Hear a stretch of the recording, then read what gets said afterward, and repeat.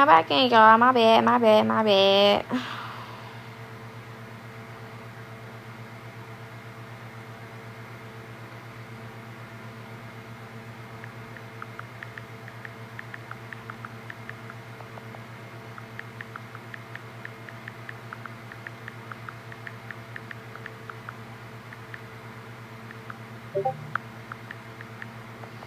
My bad, y'all. I had a phone call.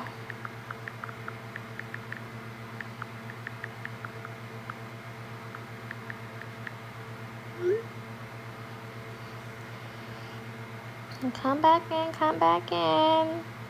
Come back in, come back in. I know it's late, but y'all not going to sleep. Be so for real. It's Saturday night. Y'all not going to sleep.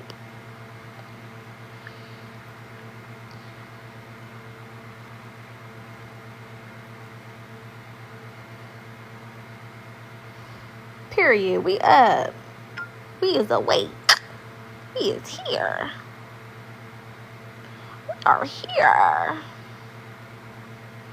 Thank you, my love. Y'all come on in. Not going to sleep, but trying to be grown. What you over there doing, Shelly? What you over there doing? My bad, y'all. I had a phone call that was important. I had to take this. So I didn't mean to leave y'all as abruptly as I did, but I had to take that call. But let's get into it. Okay, so let's recap. Now, if you did not watch the movie Sinners and you don't want me to spoil it for you, click off now, because we're about to get into it. I'm gonna go through a review of what the movie was about, all in all, and then I'm gonna get into some of the Easter eggs or the hidden messages that was in it. Okay, and then of course this is an interactive live, so y'all let me know what y'all thought about it, and we're just gonna get into it. Again, we all grown, we don't got no bedtime, so we gonna take however long we take, and then I will be posting this onto YouTube for you guys to watch tomorrow too. Thank you so much. So if you didn't watch the movie yet, but you want to come back to this later when you do watch it, it will be on YouTube, so you technically still won't miss anything. Okay, but I don't want to spoil it for nobody, so I'm giving y'all an opportunity now. If you didn't watch the shit, scroll off, or if you don't want me to spoil it, scroll off. Okay, and then just watch the recap tomorrow or whenever you see it. So we're gonna be talking about Sinners. Yeah. Okay, period. So to recap what the movie was about, Sinners is basically a spiritual hoodoo take on a vampire movie. It was basically like a Black American vampire movie, which I'm here for, period, because like what? We don't get too many Black American spiritual hoodoo, okay, because they highlighted hoodoo, which I was like, yes. We don't get too many movies like that, so I was very surprised. I knew that the movie had spiritual undertones because I was seeing a lot of reviews about it, but I didn't know that we were going the hoodoo route. I was so excited when I saw that. I was like, what? Hoodoo? Yes. We finally getting a little recognition on a global scale, and I'm here for that. So basically the movie was about these two twins. Both twins was played by Michael B. Jordan. Stellar performance by Michael B. Jordan, by the way, again. He did amazing. This is one of my favorite roles. I think this is my favorite role that he's had thus far. I loved him in Black Panther. I loved him in Creed. Ain't it Creed? That's the boxing movie, right? Don't give me the line. He had an awesome performance in Fruitvale Station. He had a lot of amazing roles, right? But this is my favorite. This is my favorite by far. I feel like he just bodied this role. The accent was so believable. The energy, the southern energy was so believable. He looked good as fuck. can, can we just sprinkle that in there? Wow, you know what I'm saying? There's something about a chocolate man with that country accent. I said, listen here, Michael. And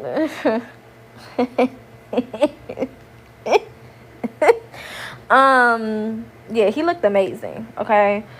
But basically the movie was about two twins who basically hit a lick in Chicago. If you don't know what hit a lick means, basically they robbed some niggas, okay, in Chicago, and had a lot of like liquor and money and things of that nature that they brought back to their hometown in Mississippi. And they were basically opening up a juke joint. If you don't know what a juke joint is, it's basically like a club, a modern day take on a club.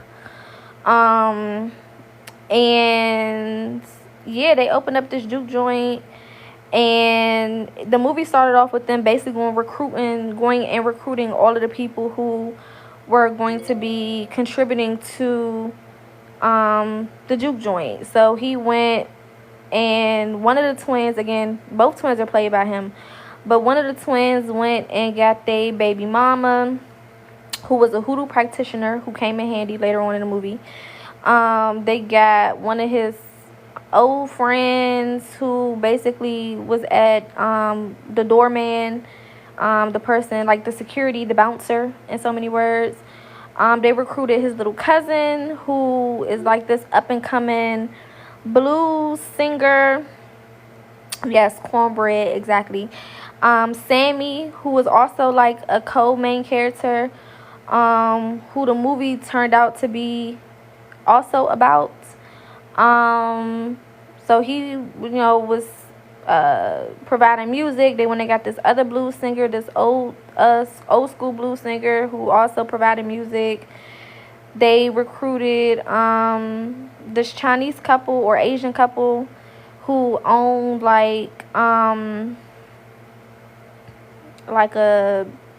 they had like alcohol. They had like I think they got fish or something from them, catfish, something like that. They was like recruiting all their people, right?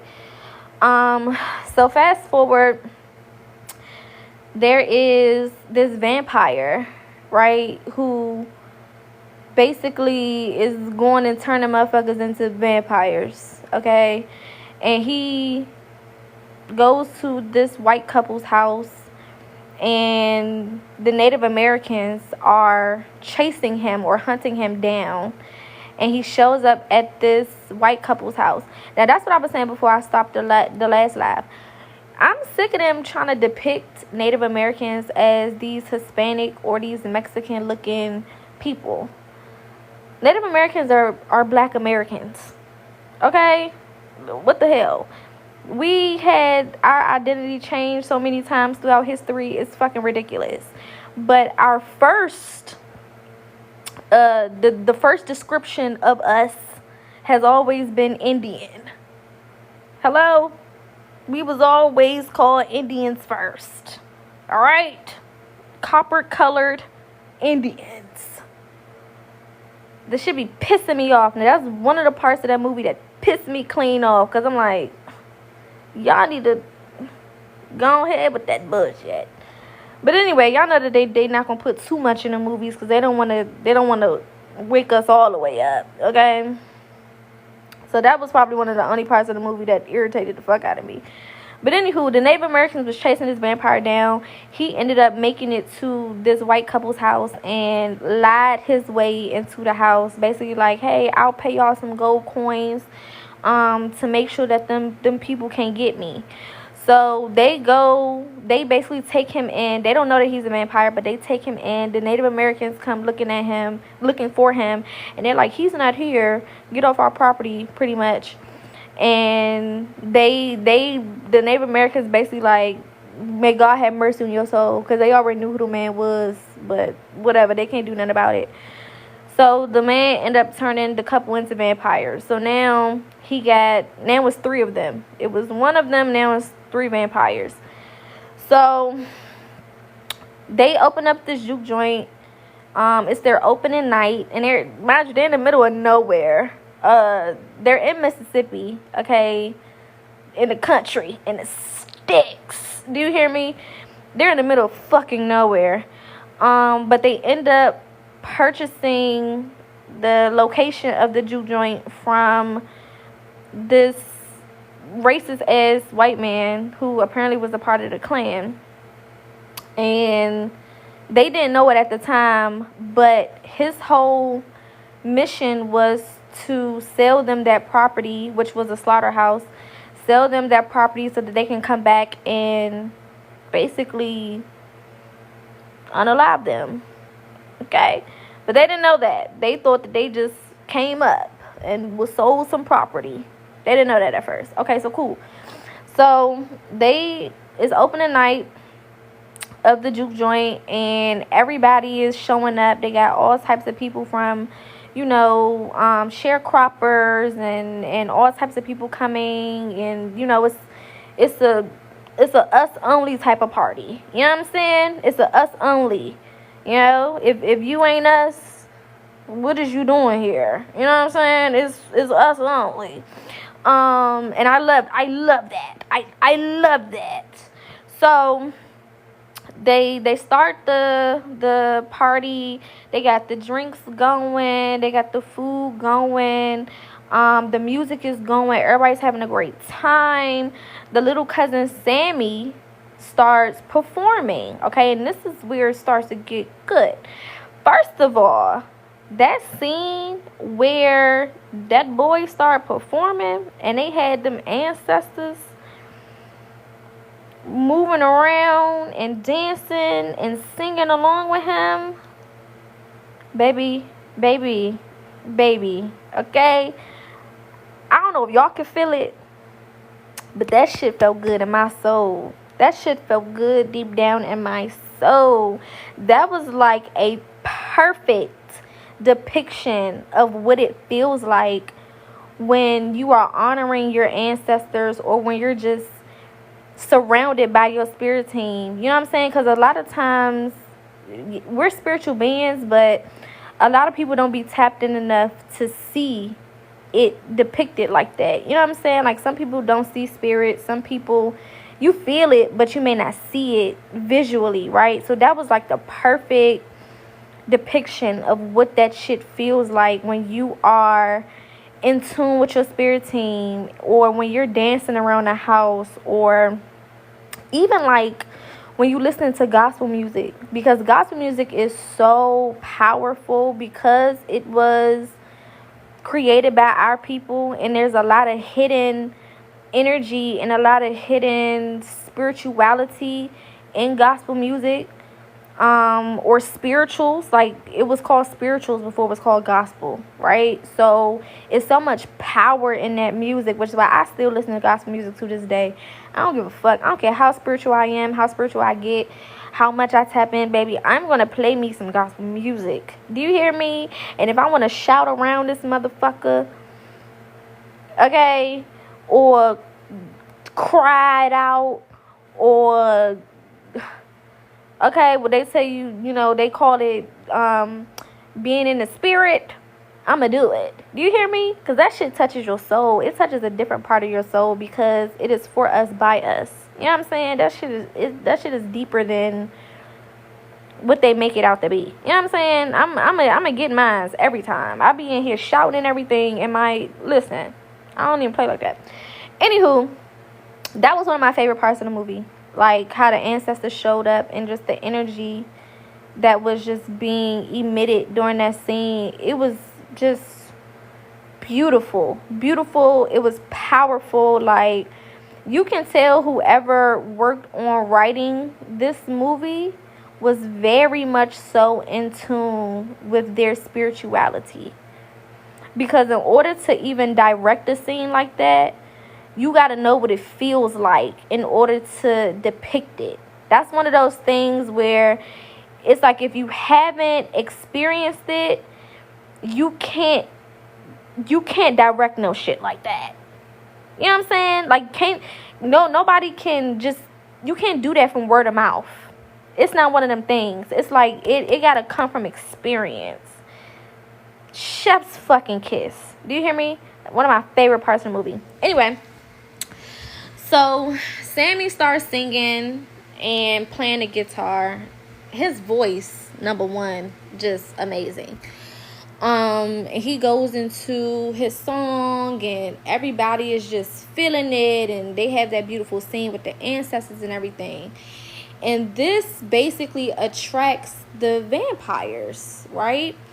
So they show up to the juke joint, and the quote-unquote bouncer or security, his name was Cornbread in the movie, he's at the door, and these three white people, which is the vampires, they come walk up to the door. So he like, can we help y'all? Like, is y'all in the right place? They like, oh, we heard y'all got a party going on, and you know, we wanted to come by and see if we can come in, and we want to play a little bit and spend some money and get some drinks and blah blah blah blah, which was just them lying, because they just wanted to come in there so that they can turn all of them motherfuckers into vampires, right?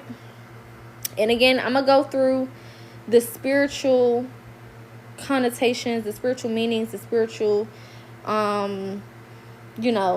jewels after we recap the whole movie.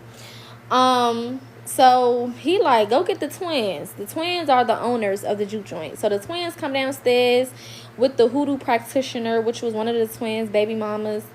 And one of the other twins, this is another part of the movie that I didn't like.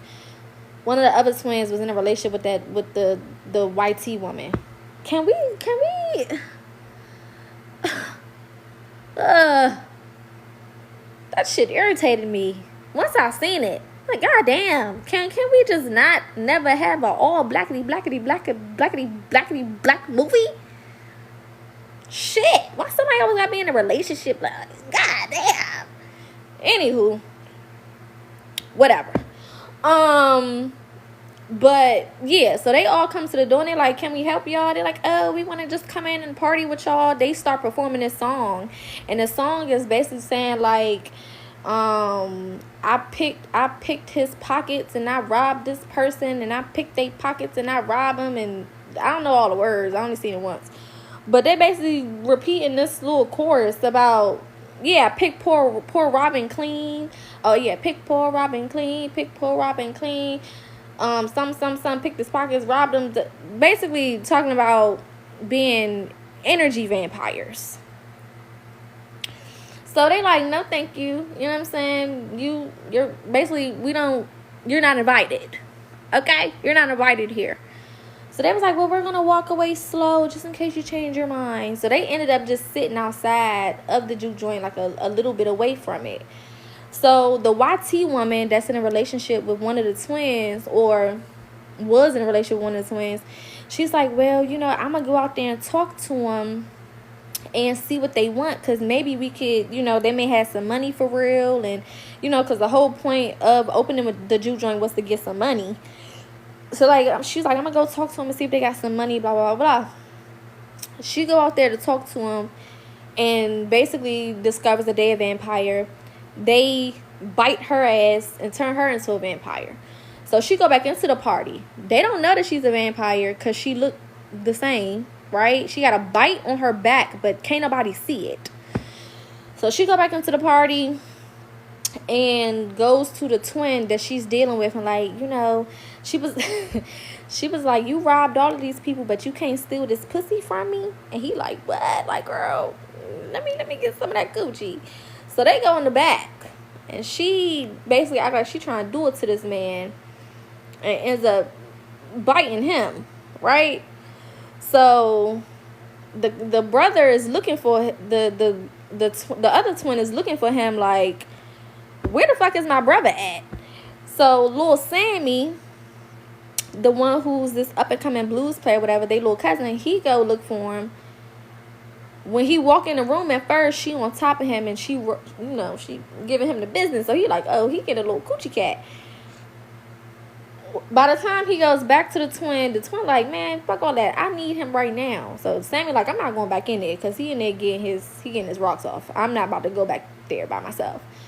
So by the time he returned back with the twin, she's like sucking that nigga's blood and fucking his neck up. Okay, turning him into a vampire, right? Well, they don't know that she's turning him into a vampire yet. They just think that she's fucking crazy. So she do what she do, bite him, whatever. They think that the brother is deceased because they like, you know, his neck is bleeding, he stopped breathing, all that. So they end up locking him. Well, before they do that, the twin had shot her, and when he shot her, nothing happened. You know, she like kept running. She ran past them and ran out the door. So they didn't really pay too much attention to that at first. The fact that this bitch ate them bullets, they was just more concerned with the fact that the twin was dying. So he finally passes away, and the lady, the hoodoo practitioner, which is the other twins, the one who survived, the other twins, baby mama, what's her name? Annie? Was that her name? She was like, you shot her and she ain't died. You know what I'm saying? Like, what the fuck? Something's off with this. So she already feeling some type of way. She like, I think she thought it was a Hank. Okay, if you know anything about Hank spirits are basically spirits that take on the vessel of another person, and they basically live through that person's vessel. So it's a spirit that swaps with the soul that's in one person's body. They take over that person's body pretty much, and it's difficult to unalive them because of the fact that the body is being occupied by another spirit. Basically possession, right? She thought it was a Hank, right? So she's like, you know, I think it's this, whatever. So they end up locking the brothers. She locked the unalive brother in the room because she like, just in case, you know, we don't got time for the bullshit. So by the time she do that, I'm trying to remember. After they do that, I think the cornbread, the quote-unquote security, he had to go to the bathroom. He had to pee.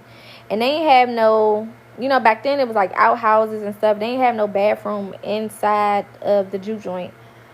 So when he went out there to use the bathroom, of course, the vampires attacked him. So when he came back to the door, in the midst of them locking the twins' unalive body in the room, they heard a knock on the door because they had closed the door after that bitch attacked him. They heard a knock on the door. Not a knock on the... Yeah. And it was...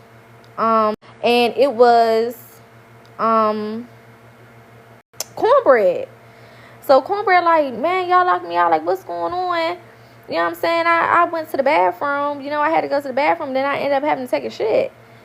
And that was his explanation why it took him so long to come back. So... he like, you know, and invite me in. What happened? Like, invite me in so I can, you know, help with whatever's going on. So the hoodoo practitioner, she was like, something is off. Something ain't right. What you mean invite you in? She was like, you been in and out of this place the whole night with no problems. Now you asking for an invite in order to come in. Like, he would not cross that threshold without an invite. Okay? Now, let's pause here. Okay? Now we about to really get into the spiritual aspects of this. You have to invite spirits in order for them to be in your space. Now we getting spiritual. Okay? Y'all be giving permission to these energies and entities to come into your space. Hello? They can't just walk up in your shit. Now, this is when we get into the laws of the universe. Free will is a law of the universe. Meaning, can't nobody make you do shit. Can't nobody forcefully come into your space. Can't nobody just walk into your shit without permission. Law of the universe. And we talking about on a spiritual level. We not talking about a burglar coming into your house. That's not spiritual. That's some physical shit. We're on a spiritual level.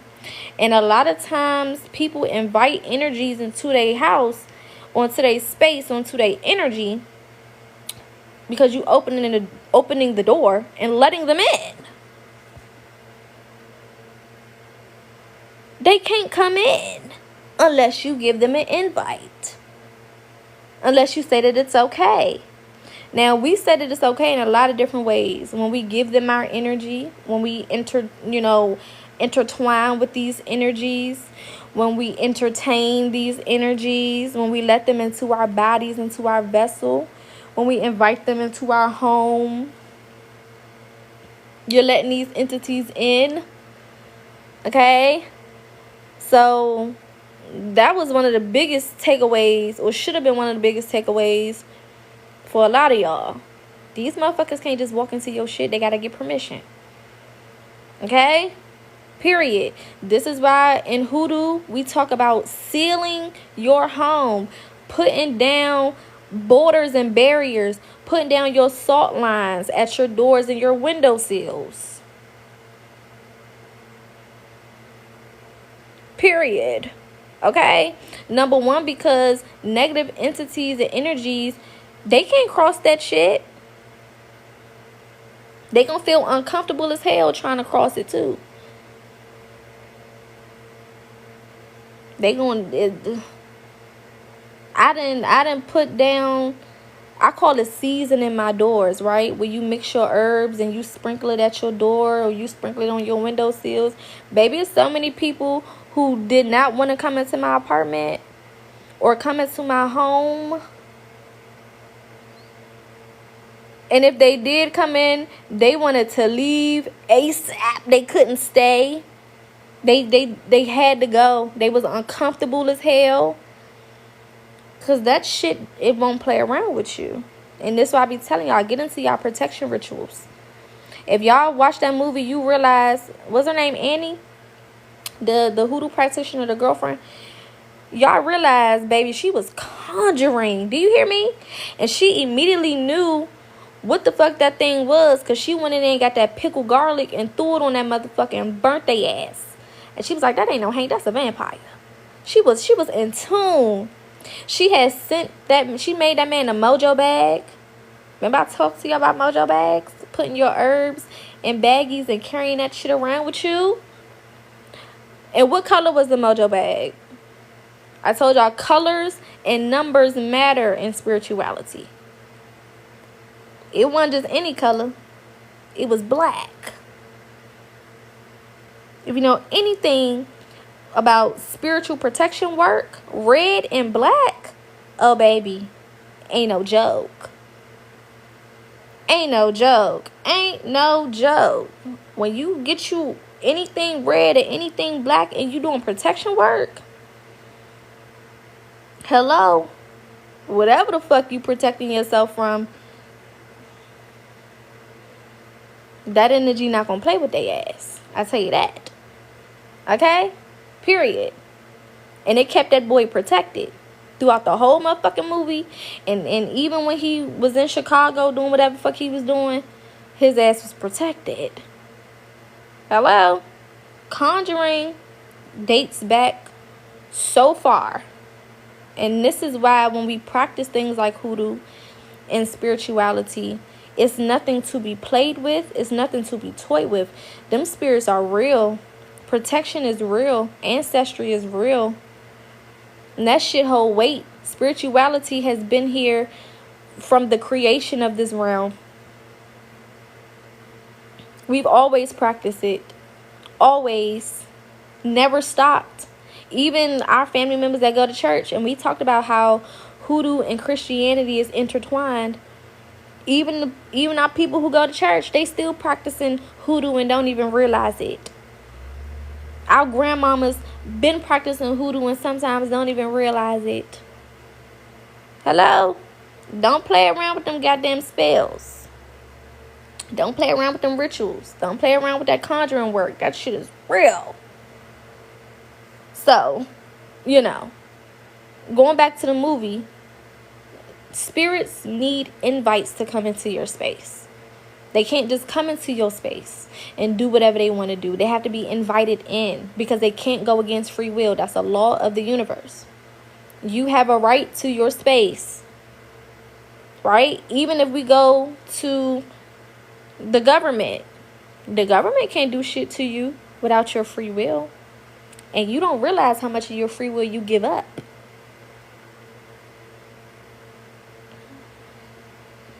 Okay? You don't realize how much of your free will you be giving up on a day-to-day basis when it comes to the motherfucking government. That's why they able to do what they do. They put the shit in movies, right? Thank you so much for the compliments. They put the shit in movies and you accept it because you think it's just a movie. And that's basically them getting permission.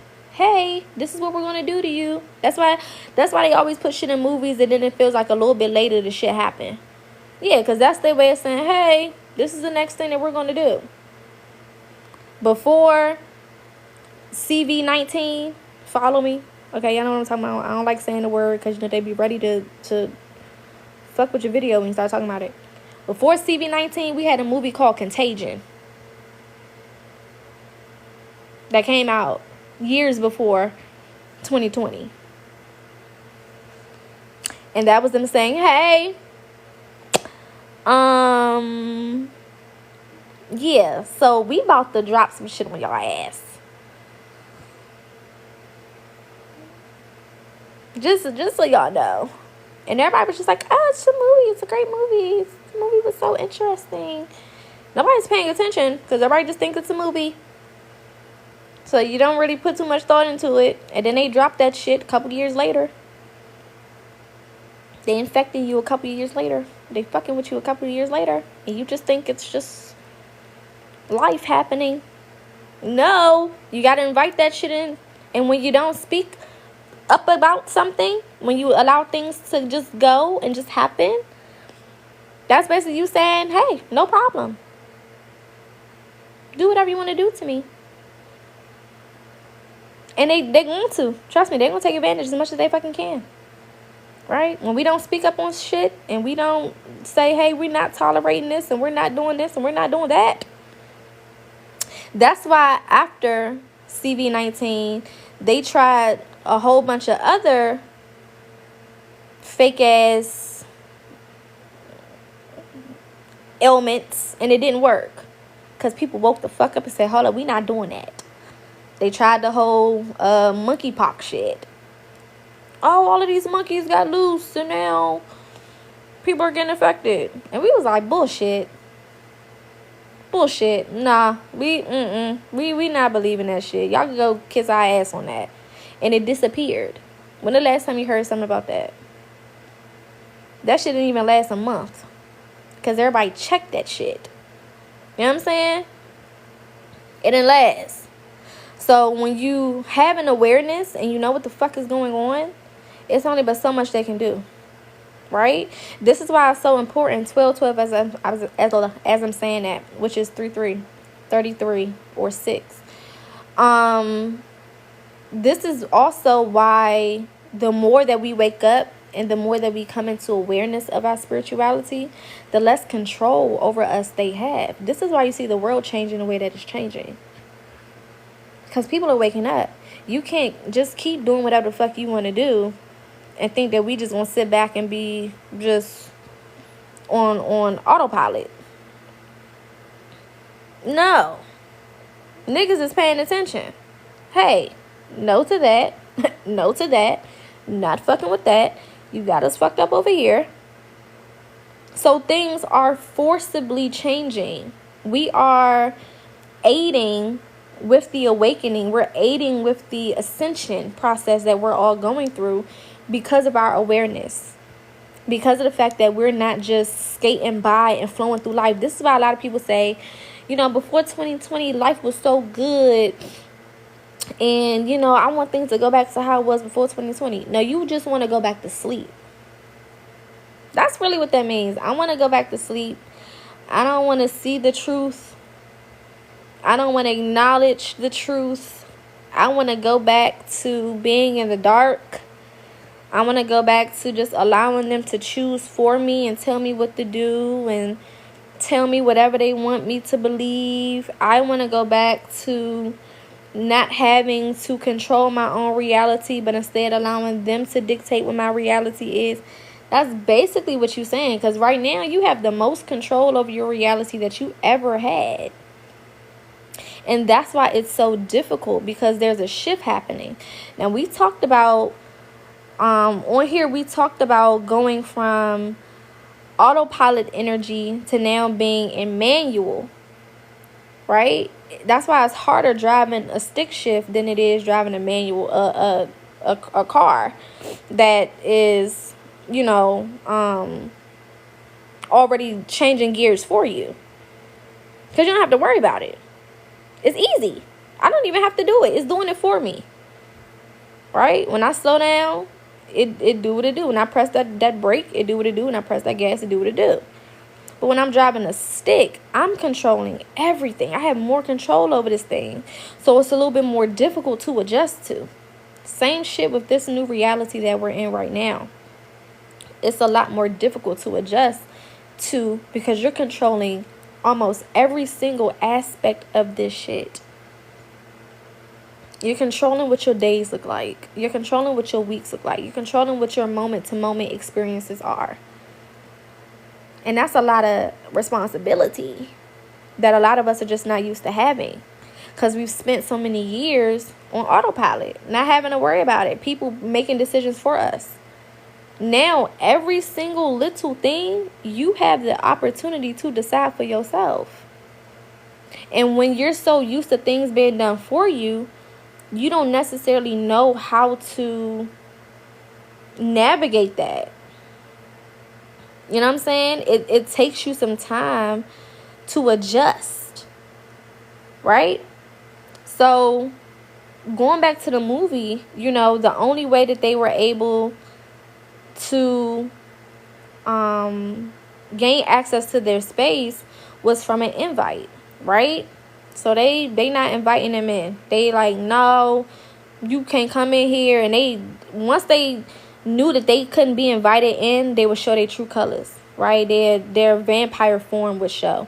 So all the people that was at the juke joint that left the party after the twin passed away, quote unquote, they got turned into vampires. So all of a sudden, it's a parking lot full of niggas that's now vampires. Okay? Now that was a message within itself. I don't know if y'all peeped that.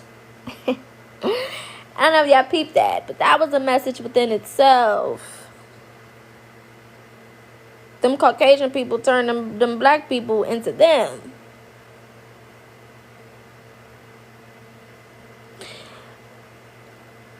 Are y'all following? Are you seeing where I'm going with this? Okay. What in religion? Oh.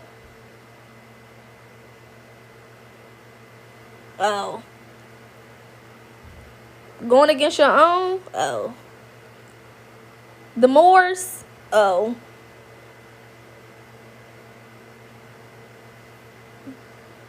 I mean, maybe it's too deep. Maybe y'all didn't catch it, but I caught it. I said, oh, okay.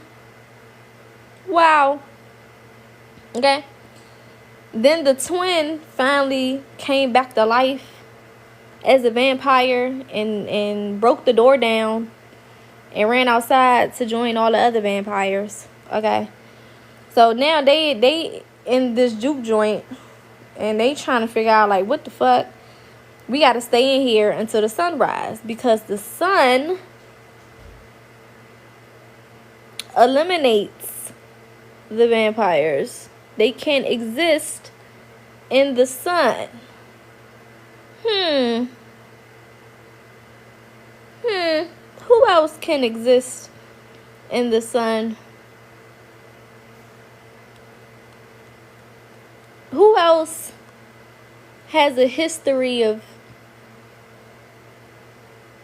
liking blood, eating it, drinking it, and they can't exist in sunlight, and it burns them alive? I don't know. I'm just, just making a point here. I don't know. But they started getting their little weapons together. They all ate garlic just to make sure that everybody was everybody, and there wasn't no secret vampires in that bitch, because vampires don't like garlic. Going back to hoodoo, when we did that lesson on hoodoo, we talked about the powers and the benefits of garlic on a spiritual level, did we not? We talked about garlic being one of the protection herbs, did we not?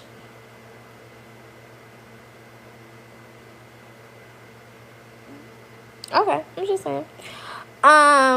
So yeah, everybody ate a piece of garlic to prove that they was still human. And they got their little weapons together.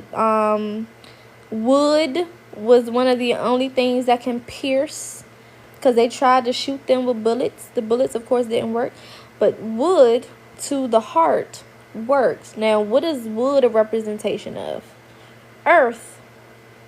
Going back to the elements. Elements are powerful. Wood and what? Fire. Okay? All right. I'm just saying. Let's put it all together.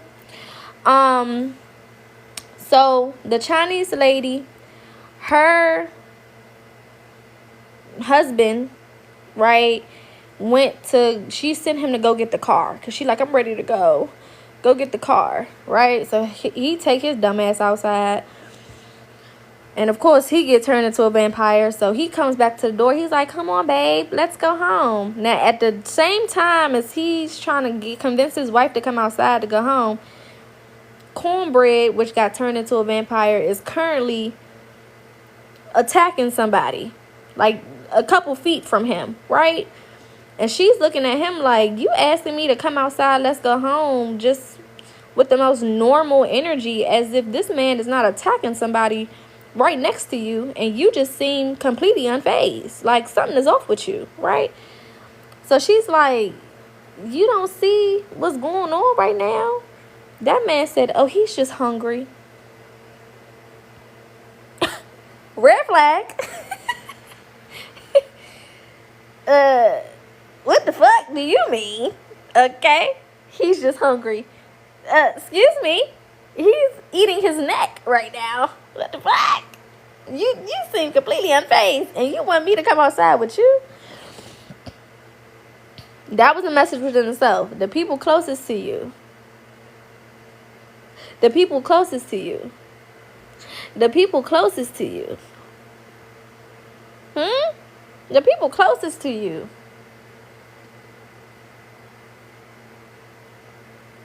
This is why I be telling y'all, and people have got mad at me before, but anytime I see people come into spirituality in relationships, in marriages, even when it comes to friendships, I always tell them, you may not end with the people you started with. I don't care if it's your husband. I don't care if it's your mama. I don't care if it's your twin. I don't care who the fuck it is. Okay? When you start to come into awareness, when you start to wake the fuck up, when you leave the hive mentality and you start using your own brain, it don't matter who the fuck it is. They won't resonate with you no more. You won't resonate with them no more. And just because you healing and you seeing things the way you seeing things, and you're getting to a new place, don't mean that they going to. Don't mean that they want to. Don't mean that they will. You're not the same person that you was before you reawakened. So how can you expect to have some of the same relationships that you did before you had your reawakening? Because it's not an awakening. We're being reawakened. You know what I'm saying? We were already awakened. We were already up. But then we got put to sleep. So we waking back up. Right? And just because you started that process don't mean that they ready to start that process. don't mean that they're going to be okay with that process. Some of them are never going to be okay with that process. Some of them may get it a lot later down the line. So you may not always end with the people that you started with. And it'll be them same people that will see you making the progress that you're making and doing the things that you're doing and encourage you to go back to your old ways. Encourage you to join them with the bullshit that they doing. Because her husband got infected and he's like, come on, babe. And he was looking freaky. Come on, babe, let's go outside. Come on, let's get in the car. Come on, let's go. And she like, nigga, no, I'm not going with you. What the fuck? Like, they didn't got my husband, but I'm not going with you. So they end up threatening her child that she has with her husband, which made her invite the damn spirits in. Good God Almighty. She's like, you know what? They try to cover her mouth. She bit them. She basically got them off of her and was like, come on in, motherfuckers, or whatever the fuck she said. And I'm just like, oh my God, I was so irritated. Once she said that shit, I'm like, it's always one of them. You know what I'm saying? A nigga wouldn't have did no shit like that. The niggas was like, we just gonna wait till the sun come up. Because they can't come in anyway. They gotta be invited. So we safe in here as long as we just don't invite the motherfuckers in. What the hell? Like, they could have just chilled in there until the damn sun came up. But oh no. Miss Mamas had to invite the whole fucking clan into the damn thing. So once they come in, they fighting back and forth or whatever. Some people getting turned into vampires and, they doing all the fighting back and forth. So the twin who survived and Sammy, they're the only two. I'm not going to give too many details because some people ain't watched it yet. But they're the only two who survive the whole debacle, right? And basically the twin ends up fighting his vampire brother. And they going back and forth. And then Sammy tries to escape and go outside. Why he went outside, I don't fucking know. But he goes outside. The original vampire who infected everybody end up, wanting him, right? Because he wanted to use his voice. He wanted to use his music in order to basically create, a cult, pretty much, of vampires. And he wanted to use his voice to attract more people and to build up, this cult, basically, of vampires to take over, right? And the thing about it is, they kept talking about, we can create, heaven here, and we can create this type of lifestyle here on earth. We don't need to go to the astral realm.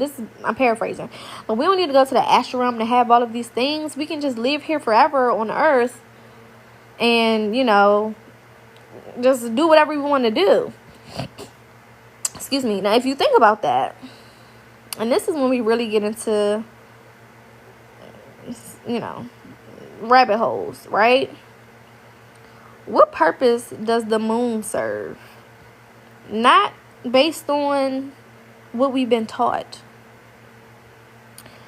but from the rabbit hole perspective, when they say don't go to the light,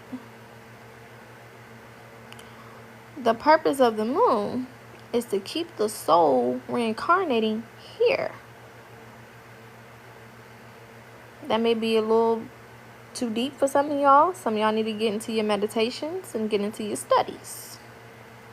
But this realm was not created, but a lot of the intentions of this realm is because certain people can't escape it.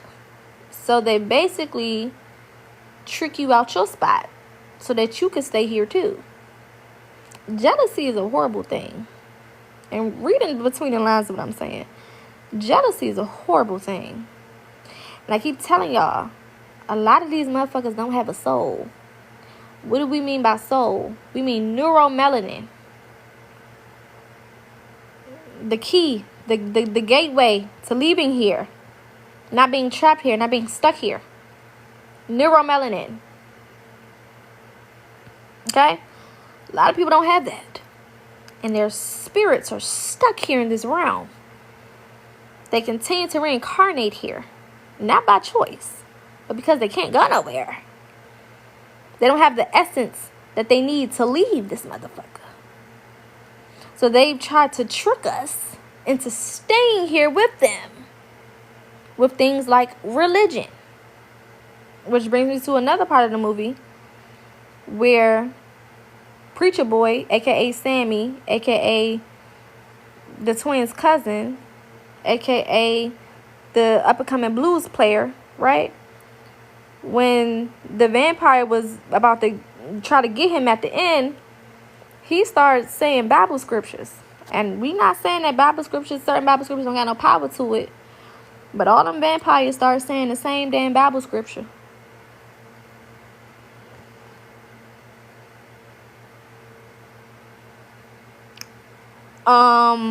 What the fuck? You know what I'm saying? If the Bible scripture was supposed to save your life and help you, it ain't do shit. Them motherfuckers start reciting it with them. He was like, Our Father, I think it was Our Father, which art in heaven. Ain't that the Bible scripture that he was saying? Baby, all them start saying it. They're like, hallowed be thy name. Our kingdom come. Like, we know the shit too. You saying it like that's going to help you. Nigga, we on your ass regardless. What the fuck? You want to say something else? You want to say another scripture? They was with the shits. It's not like that shit was like, it ain't do shit. And I think that spoke volumes of religion. When we dealing with real spirits, when we really dealing with that shit, that ain't gonna help you.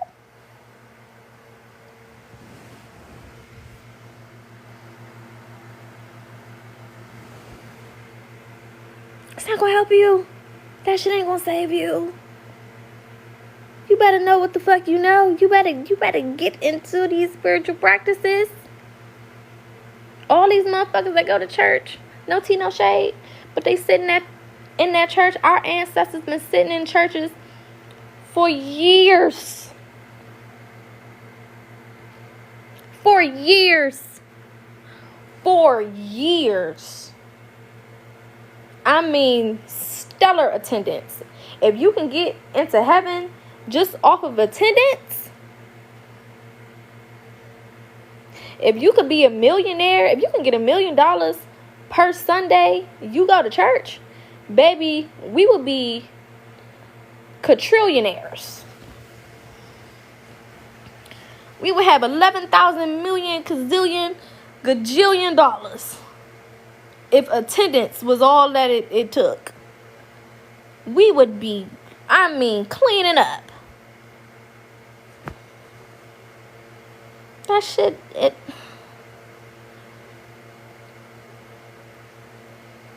don't do nothing. Respectfully, that shit don't do nothing.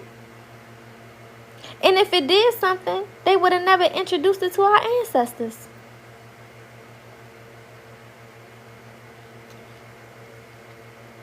If it was actually powerful, we would have never got our hands on it. Not through them, at least. They wouldn't have gave us that. If it had real power in it. What the fuck? Why would that make sense?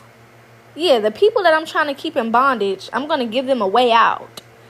And not that I'm just going to give them the way out. I'm going to force it on them. And if they don't believe it, if they don't practice it, I'm going to unalive them or beat them. That don't even make good common sense. The only Bible that the only book that they can read is this one. They're not giving you access to freedom. They don't even give you access to freedom now. Which is why they keep the ghetto the ghetto. Which is why they purposely allow our school systems to look the way that they are. Which is why they even created a school system to begin with. Hello. Because the school systems, the education system, started in the early 1900s. That shit, it doesn't go back that far. It's barely over 100 years old. And it was never to educate you. It was to basically make you complicit. Make you easily malleable. Put you in a mentality that was easy to control. Create a system for you to get stuck in.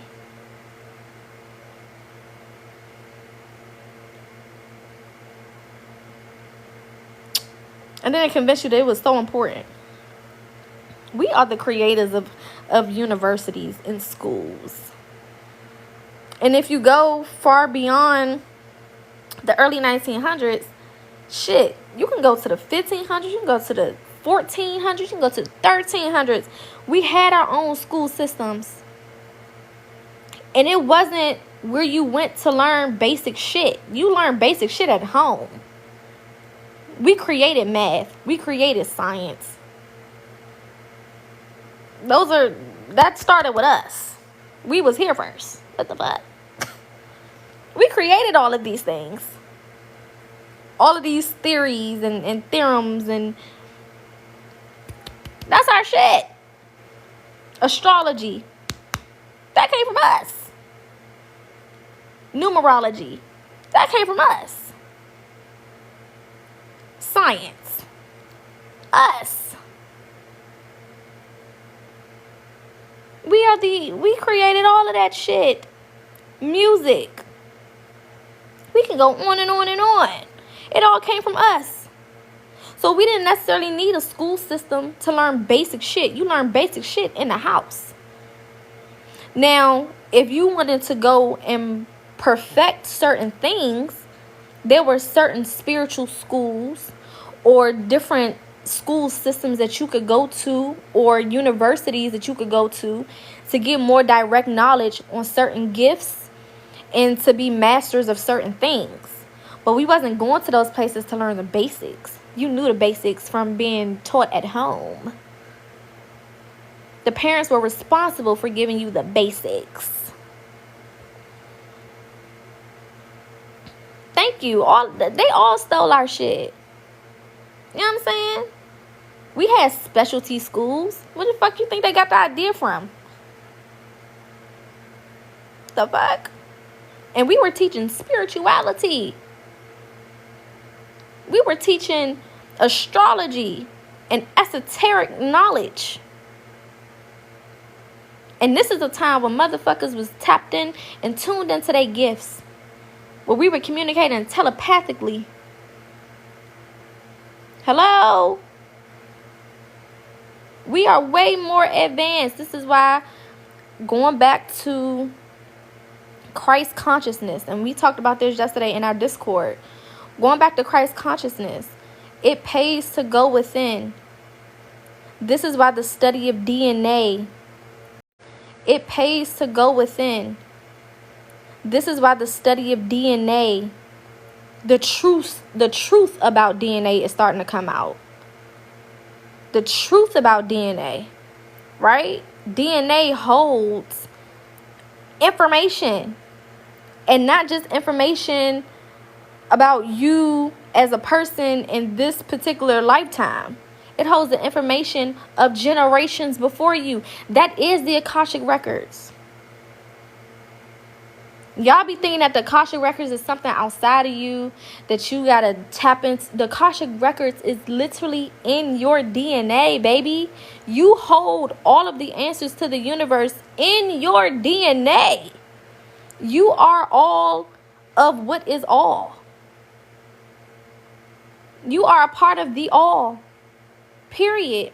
This is why when you do psychedelics, you realize that you are everything and you are a part of that everything. There's nothing greater than you because you are a part of the greater. Period. And this is what religion comes to destroy. Religion wants you to think that there's something outside of you that is greater. No. No. You are the greater. You are the greater. You hold all of the secrets to the universe within your being. This is why I keep pressing y'all on meditation. This is why the more you tap into your spirituality, the more you unlock information. And you be like, damn, where did I learn that at? You learned that shit a long time ago. Way before this lifetime. All you did was unlock ancient memories, ancient information. That's why it seems like, damn, how the fuck did I know this? Nobody taught me. I didn't read no book on this. A lot of people come into spirituality like, what books do you suggest? I suggest you meditate. That's what I suggest. I'm not going to say you don't have to pick up a book, but the more you tap into your spiritual essence, books become confirmation more than they are information. I'm going to say it again. Books become confirmation more than it is information. It's not informing you on anything that you don't know. If anything, it's confirming what is already in your DNA.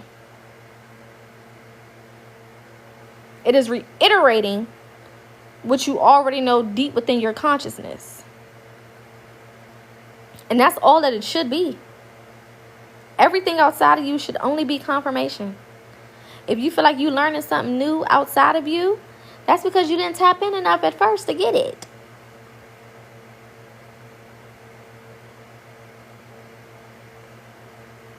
Make sense? You cannot skip past meditation. And meditation don't look the same for everybody. Right? So I don't want to make it seem like, there's only one way to do that. We did a whole live on meditation. Make sure you subscribe to my YouTube because all of the lessons that we've done are under the live tab on my YouTube. That link is in my bio. So if you want to go back and watch the meditation video so you can learn the different methods of meditation, go do that because we all meditate differently, right? But nonetheless, it's all about getting in tune with who you are truly, which is the soul. That's what meditation is. Tapping into the soul. Consciously tapping into the soul. Right? Leaving the physical behind. Not paying attention to anything here in this physical realm. But tapping into the spiritual realm, aka the soul, the higher self. And allowing the information to come through. Allowing the knowledge to come through. Allowing the wisdom to come through. Allowing the steps and the directions and instructions to come through. That's what it's about. Period. And the shit takes work because, again, we're going from operating on autopilot where everybody is choosing for us, thinking for us, doing for us, telling us whatever they want to tell us. His story, not the real story, not even a story. Because remember what a story is. A story is make-believe. A story is fiction. His story.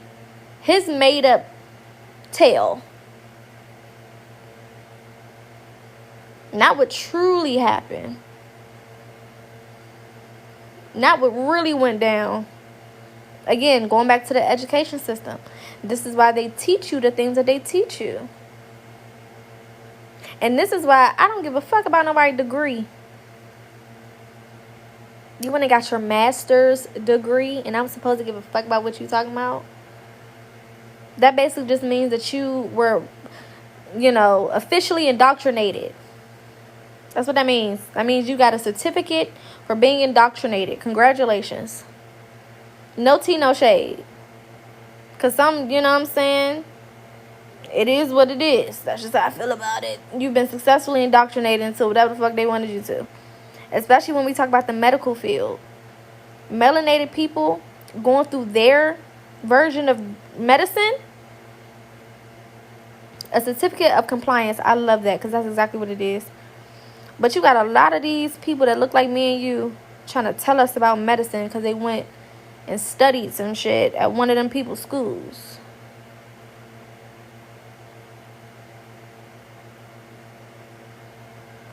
Unless you was in a black people's medicine class, I don't want to hear it. Because all of our bodies are not the same. All of our bodies are not the same. We are a whole different species of people. We're not even people.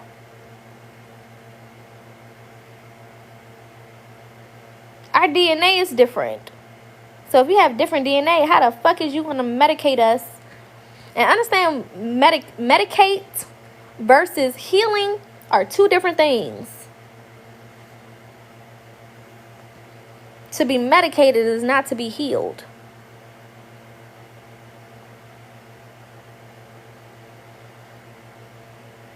How many people in your family got diagnosed with diabetes and they healed from it after going to the doctors? Just a quick little survey. How many of them are healed from it? How many people in our family got heart issues and they're healed from it after being medicated? Just a little survey. How many of our people got high blood pressure, high cholesterol, and they're healed from it after being medicated? None of them. What the hell? Nobody. They on a lifelong prescription of meds. And they tell them that you're going to be on medication for the rest of your life. Every day, you're going to be fine. Just got to take one of these pills every day. Well, that's not healing. I don't think that's how healing works. That's why they ban things like herbal medicine. They banned it. A doctor can't prescribe you cinnamon. A doctor can't prescribe you cayenne pepper for your heart issues and your blood issues. Because if you do have heart issues, if you do have blood issues, cayenne pepper should be your best friend. It does wonders for the body. They're not out here giving you herbs to go pick up to heal your body so that you don't have to deal with the things anymore.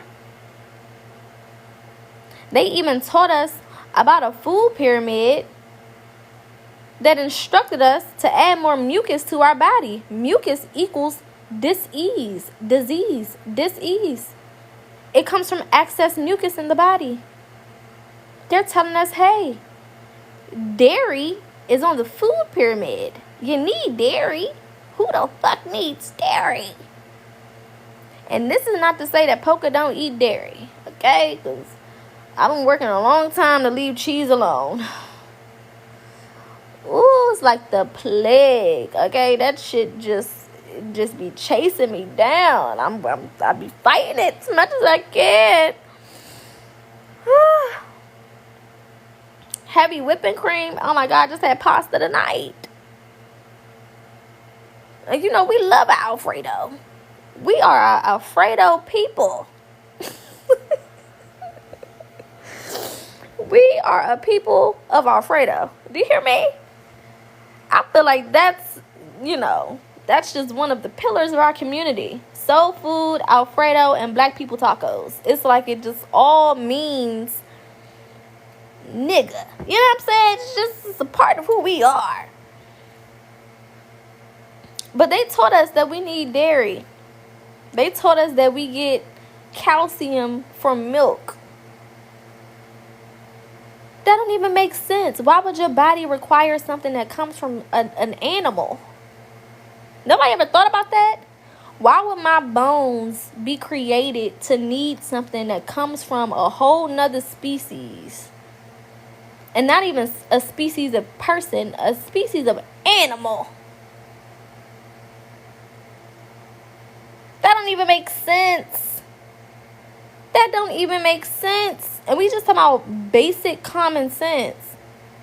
Every single species creates its own food source for its own offspring. Everyone. Cow's milk is for cows. Bitch, do I look like a cow? Why would my body need something that came from a fucking cow?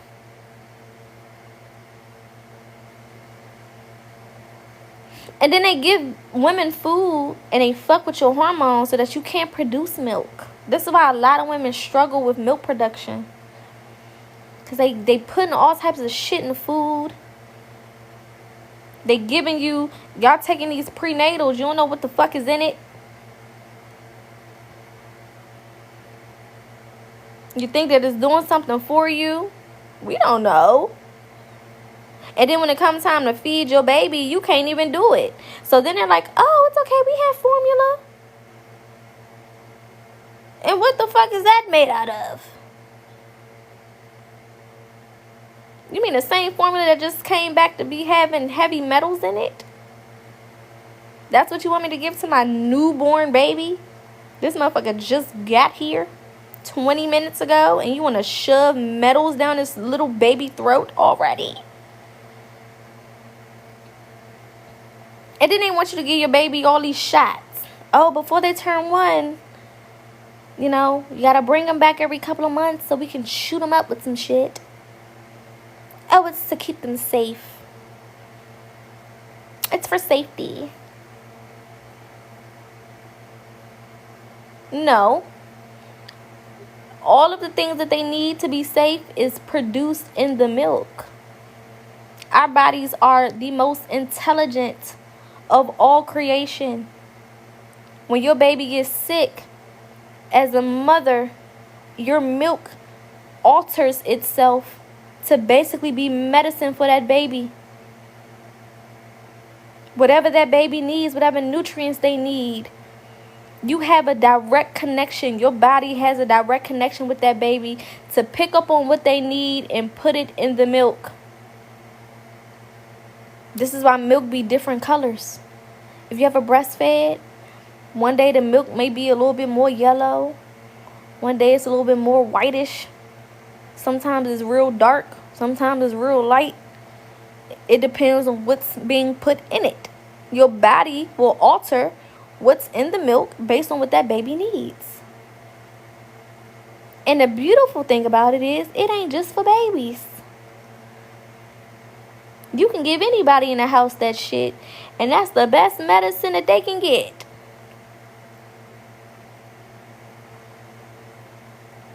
That's better than over-the-counter drugs.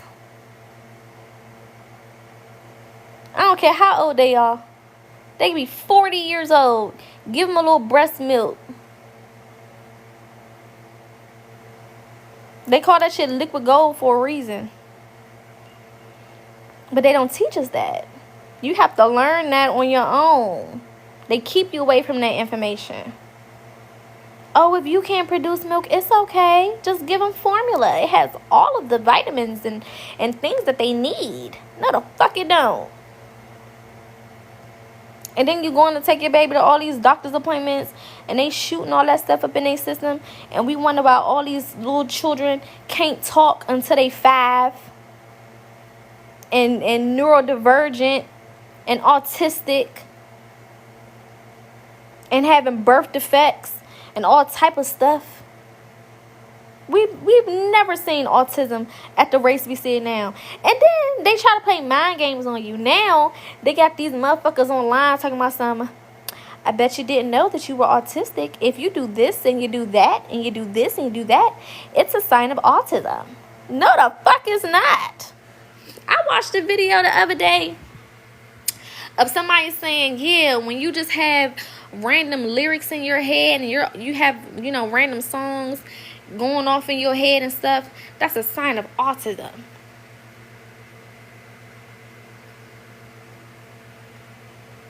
Where the fuck did you get that from? Who told you that?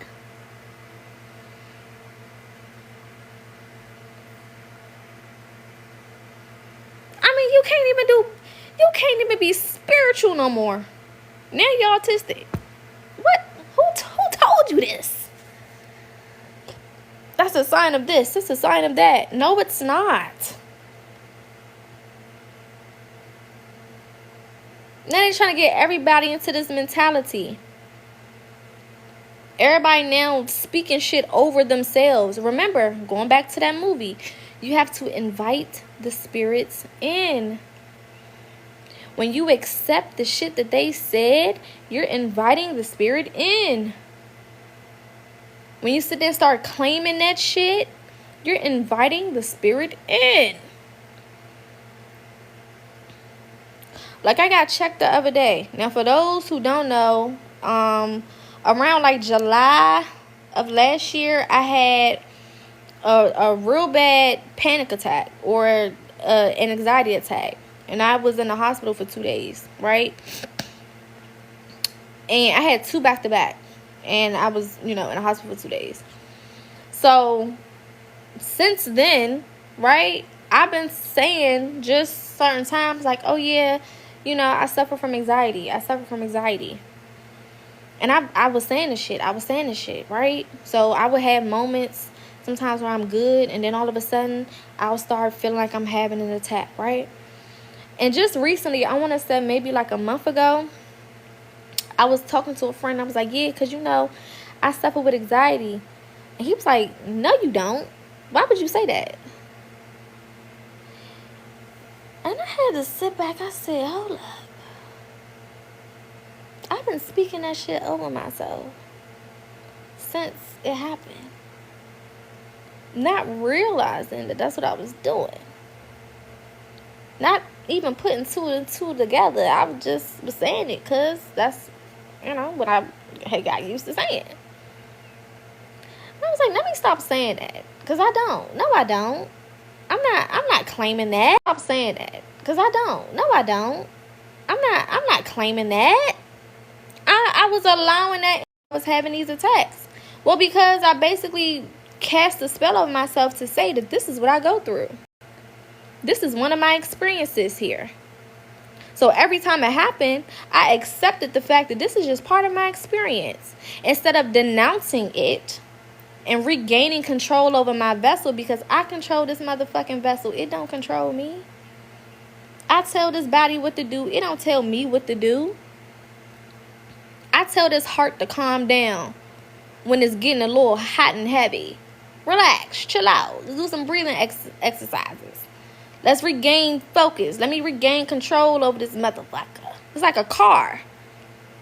That's like me saying, the car is in control. The car not in control of shit. I control this motherfucking car. If we turn it right, we turn it right. We turn it left, we turn it left. It listens to me. This body is a vehicle. If I say calm the fuck down, calm that shit down, body. What is you doing? Chill out.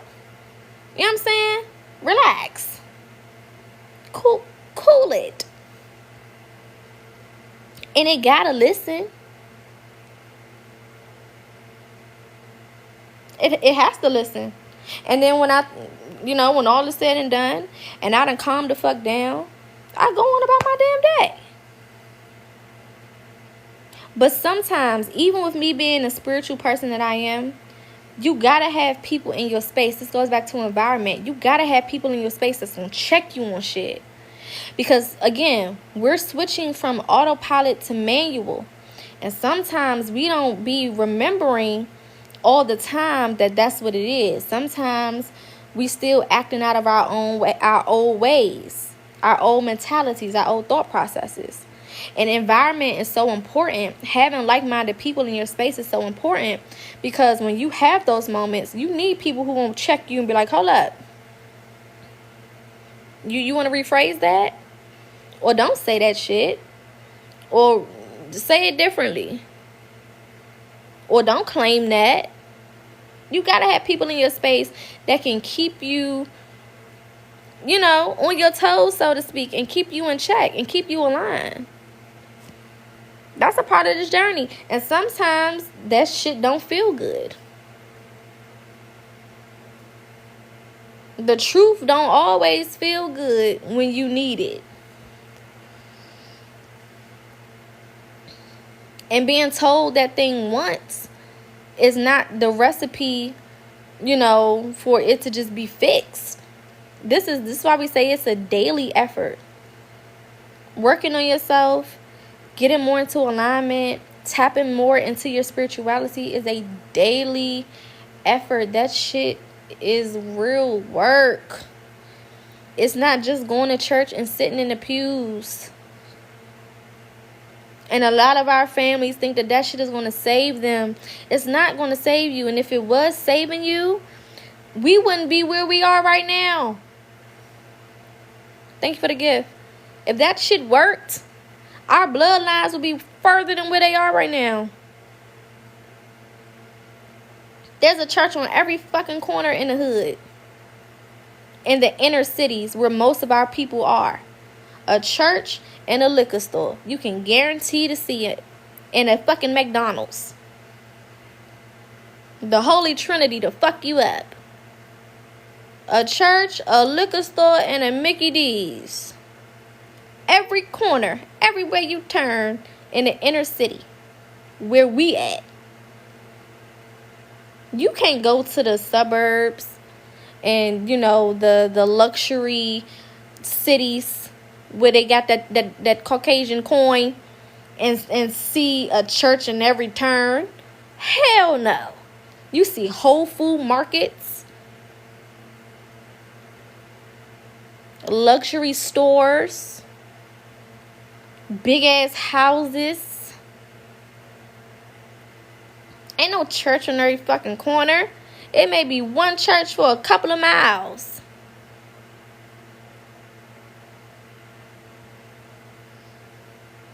I could go to DC right now. And I can walk. And within a 10-minute walk, I can pass at least 5 churches.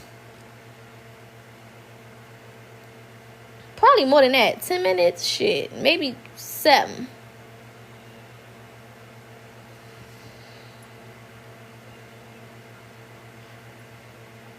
Easy. Some of them going to be right across the street from each other. My grandmama church right now is in D.C. And right across the street is a church.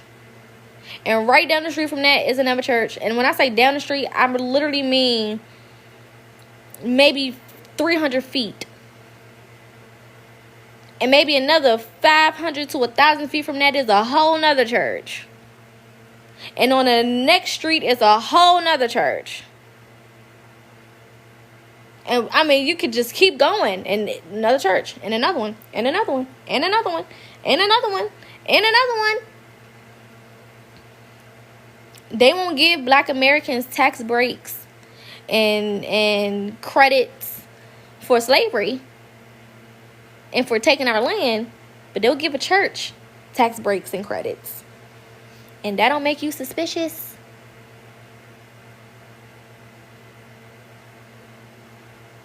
That don't make you say, Thank you so much, my love. That don't make you scratch your chin hairs a little bit?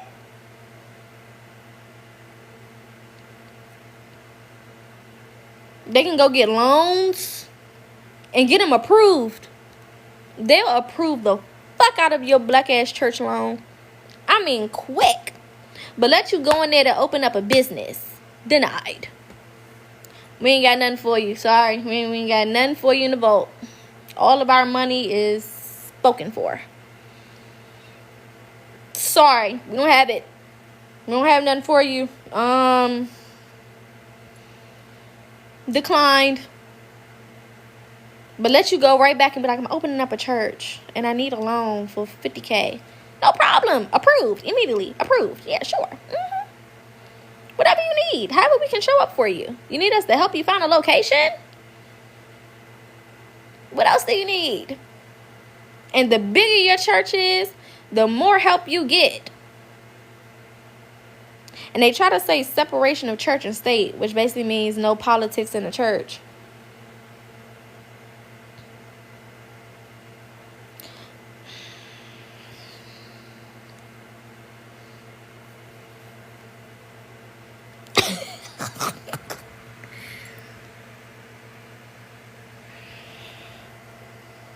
every damn president then went to somebody's church.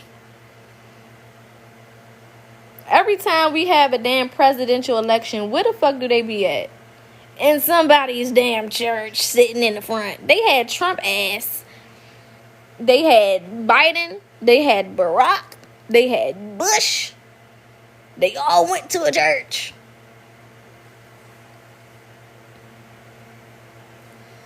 Where's the separation of church and state? And the damn president is sitting here in the front row, shaking hands with the preacher. Y'all think we stupid?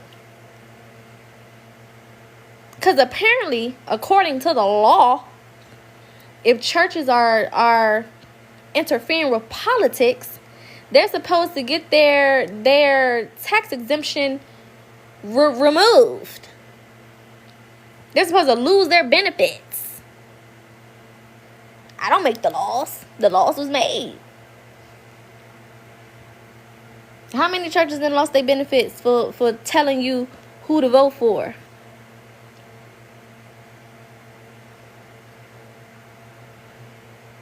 None. None of them. They're not supposed to make no political statements, but they all do it.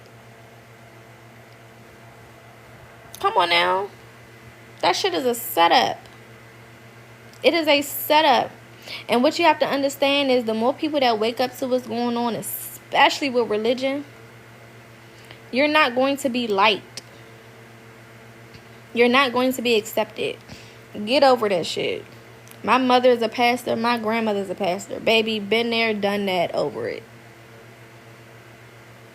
They're not going to accept you. They're going to be on your fucking neck. Just like the movie Sinners with the damn vampires. They can't help it. The blind leading the fucking blind. Hive mentality. Nobody's thinking for themselves. They don't even know why they cussing you the fuck out the way that they are. They don't even know why. They're just doing it. And in their head, they're doing it out of love. I'm going to judge you and cuss you the fuck out and call you names because I love you. It's like, what?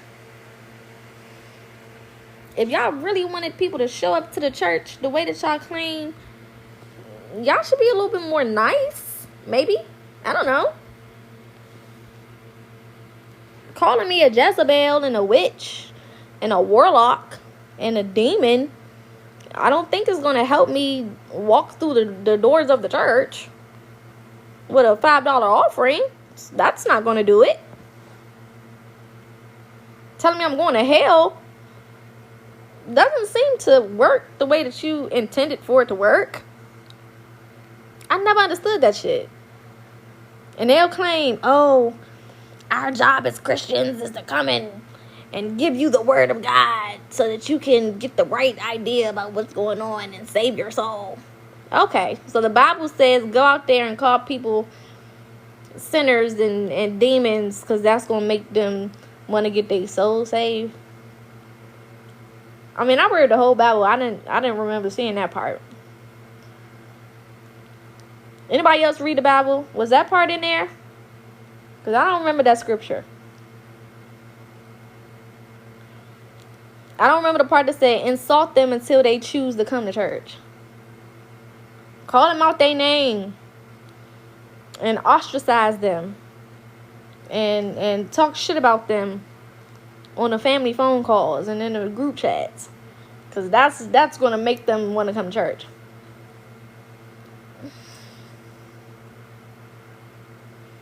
I don't think that's what the word said. The fuck? And that goes to show you the energy behind the creation of religion. Mind you, when religion first started getting introduced, y'all know how many people lost their lives because of Christianity?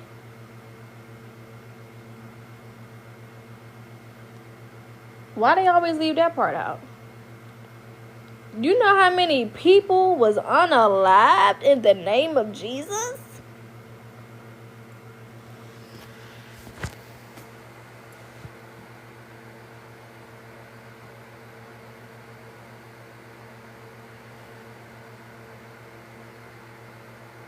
I mean,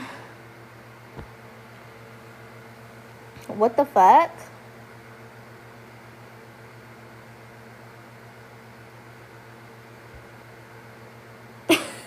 Like, what? And it speaks volumes to how they act still to this day. That shit is violent. Religion is violent. That shit is violent. The way that they talk to you is violent. The way that they address you is violent. The judgmental spirit they have is violent. That shit is violent as fuck. It's like, are y'all sure y'all about love? What the fuck? I'm so confused. It's so volatile. Like, do you want to help me or harm me? I don't know what's going on. What the fuck? And I sat in church for 26 years. My grandmother's church is a year older than me. I will be 30 next year. I sat in church for 26 years. Okay? And when I mean in church, I mean Monday through Sunday. When you are part of the first family, there are no days off.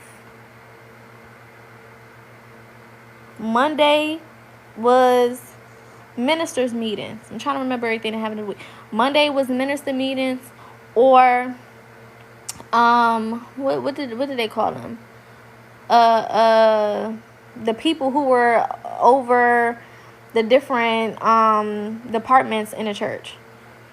Tuesday sometimes was rehearsals, or they had a meeting for trustees.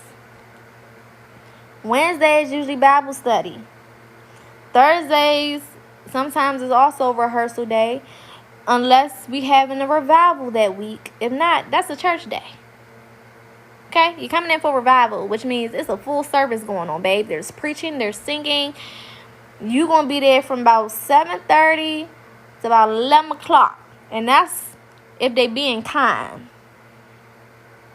Because I went to Pentecostal church. AKA, we don't know how to shut the fuck up church. AKA, you not going home until the sun is about to come up church. AKA, these motherfuckers about to run around this motherfucker all night. AKA, I'm going to be sleepy the next day. Friday, if it was revival week, you was back in church on Friday night. Or my grandmama had to preach at somebody else's church. Either one. Maybe you get Friday off. Heavy on the maybe. Saturday, my mama gospel group had to sing, which means I had to sing. Sometimes we sung locally, whether it was in D.C., whether it was in Maryland, whether it was in Virginia, or sometimes we had to travel. New Jersey, Connecticut, North Carolina, South Carolina, Atlanta, you name it. We done sung every damn where. And guess what? Had to beat the traffic back because we was also the praise team. So Sunday morning or Sunday rising, we had better been back at that church by 11:30. You better be back here by 11:30. We don't care if you slept or not. We don't care how far you traveled. You better be back here enough in time to get up there and sing. What you thought this was? So if you gotta leave at 12 midnight, you better be on the road. If you gotta leave at 6:30 a.m., you better be on the road. I remember we had to go sing, I think it was North Carolina or South Carolina, one of them. And it was a Saturday, so we had to be back to the church Sunday by 11:30 to sing. Baby, we got there just in time. We had to change in the car. We had to put our clothes on in the car. I don't know if we had time to brush our teeth, wash our face, Get right. We ain't had time for all that. Get your ass up here and sing.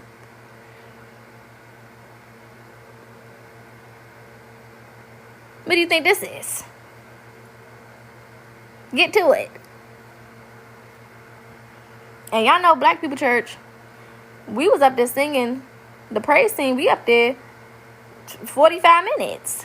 We doing the whole ass mini concert. And hopefully we didn't lose our voice from singing the night before. Hopefully. Because if you did, who knows what that shit was going to sound like on that Sunday rising when you finally got to church. Who knows? Whatever you got to use it. You know what I'm saying? Whatever you got to use it. I'm not cursing, I'm cussing. It's a difference. You better hope that your voice is in mint condition and not the group, you know, so that you can goddamn sing. Period. I lived that shit 26 years. I dealt with sitting in church and feeling no connection to that. And questioning myself, like, damn, is there something wrong with me? You know what I'm saying? I see my mama running around this bitch. I see my grandmama running around this motherfucker. I see everybody, you know, jumping up and down and running around and talking gibberish. Because half of them was faking it. Speaking in gibberish. You know? I'm like, damn, what's wrong with me? And I ain't never want to be inauthentic. You know what I'm saying? Like, I ain't never want to be one of the people that was faking shit just to be like, oh, I'm doing it too. That was never my vibe. So if I ain't feel it, I wasn't going to, you know. If I ain't feel it, I ain't feel it. And I used to be like, damn, maybe I'm just, you know, maybe something's wrong with me. Maybe I'm cursed or something. Like, I legit, that shit will legit have you thinking something is wrong with you. To the point where I was like hurt. I was hurt behind it. I'm like, why don't I get it the way they get it? Why do I have so many questions? I'm definitely not pushing people to go to church. Wrong lie, wrong idea. We are spiritual over here. I'm not doing that. I would never lead my people astray. Does my skin look translucent to you? No. I would never do that.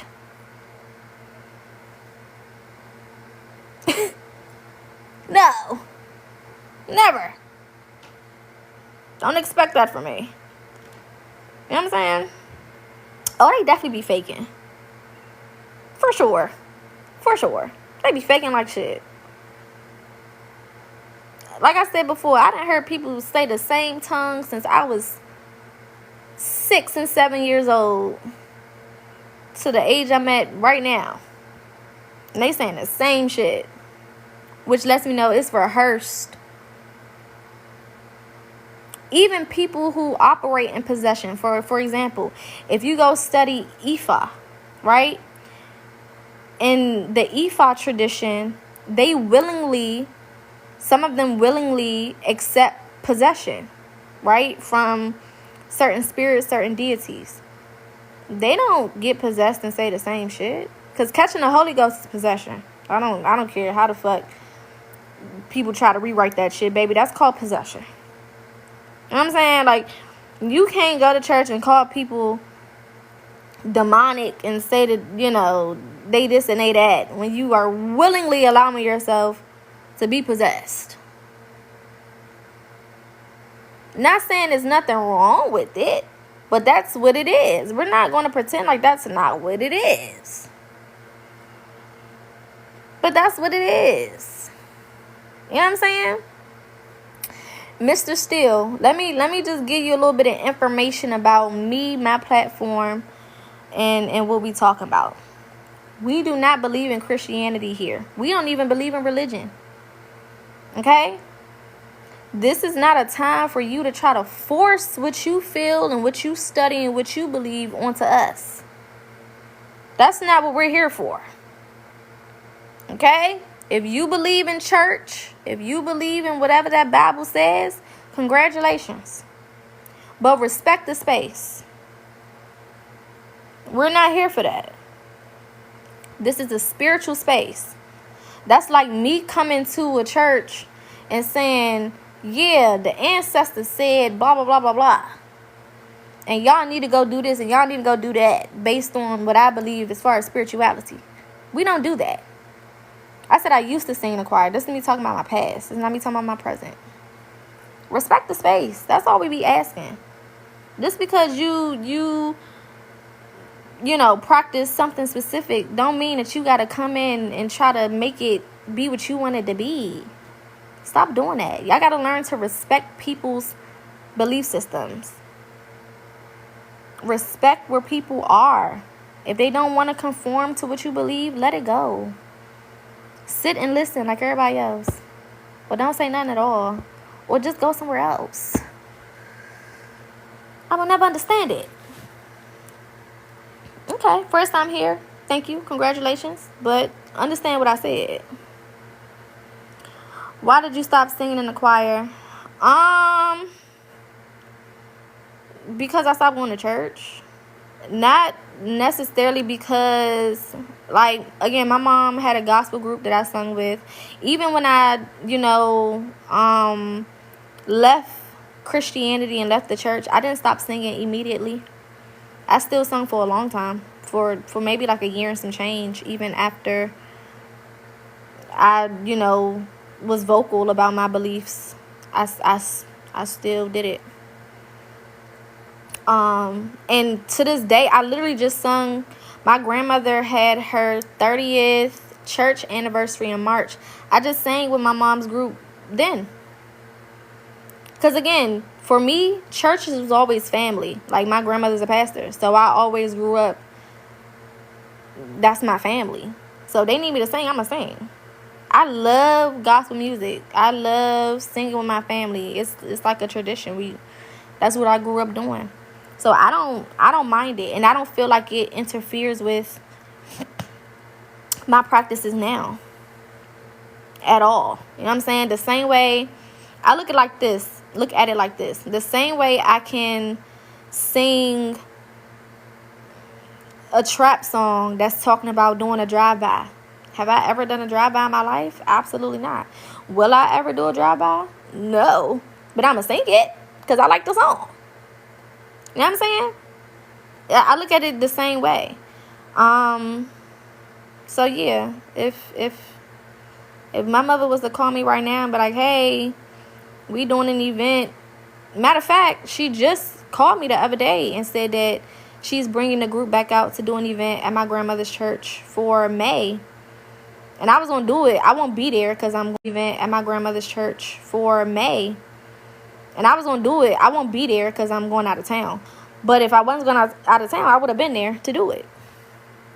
So I'll still show up. Like, my mother has her own church now. And I'll go to her church sometimes if she want me to. You know what I'm saying? I don't really go just to go. But if she invites me, I'ma go. You know what I'm saying? If my grandmother invite me, I'ma go. If anybody invites me and it's something that I want to do, I'ma go. I don't stay away from the church or nothing like that. Because it doesn't have that hold over me to where I feel like it's taking something from me or like I'm forced into something. But to answer your question, because she said, so coming from all that, how did you gain spiritual insight? What actually gave me spiritual insight was reading the Bible for myself. When I went into reading the whole Bible for myself, honestly, my approach was to get deeper into Christianity. Honestly, that's what made me do it. Because like I said, I never felt connected to it. So I was like, hold on. Like, if I read this shit for myself, maybe it'll click. Maybe I can get more into it. That shit actually took me away. I was like, what the fuck is this? You know what I'm saying? What the fuck did I stumble into? And it actually gave me more questions than answers. I had way more questions than I had answers when I actually started reading that shit for myself. And this is why they always tell you, lean not to your own understanding. Why the fuck wouldn't I lean to my own understanding? How am I understand it if I don't understand it? You can sit here and tell me what something is all day long, but if I can't comprehend it, I can't comprehend it. What do you mean, don't trust my own understanding? What the fuck are you talking about? That don't even make sense. You know what I'm saying? That don't even make sense. Why would you? That's not good advice. Yeah, don't use your own understanding. Don't do that. Well, how the fuck I'm supposed to understand if I don't use my own understanding? You can't understand for me. That's not how understanding works. Understanding is a personal thing. You can't understand something for me or on my behalf. That's not how that works. You know what I'm saying? So, yeah, I got tired of just listening in church and not knowing enough about what was actually being said. You know? That started to bother me. Or just going off of somebody else's interpretation of what was being said. That was bothering me too. So I was like, you know what? I'm about to pick this Bible up and I'm just going to read it and I'm just going to use my own intellect because I'm a very highly intelligent being. Super intelligent. Period. So I'm going to use my own intellect and I'm going to see what this shit is saying.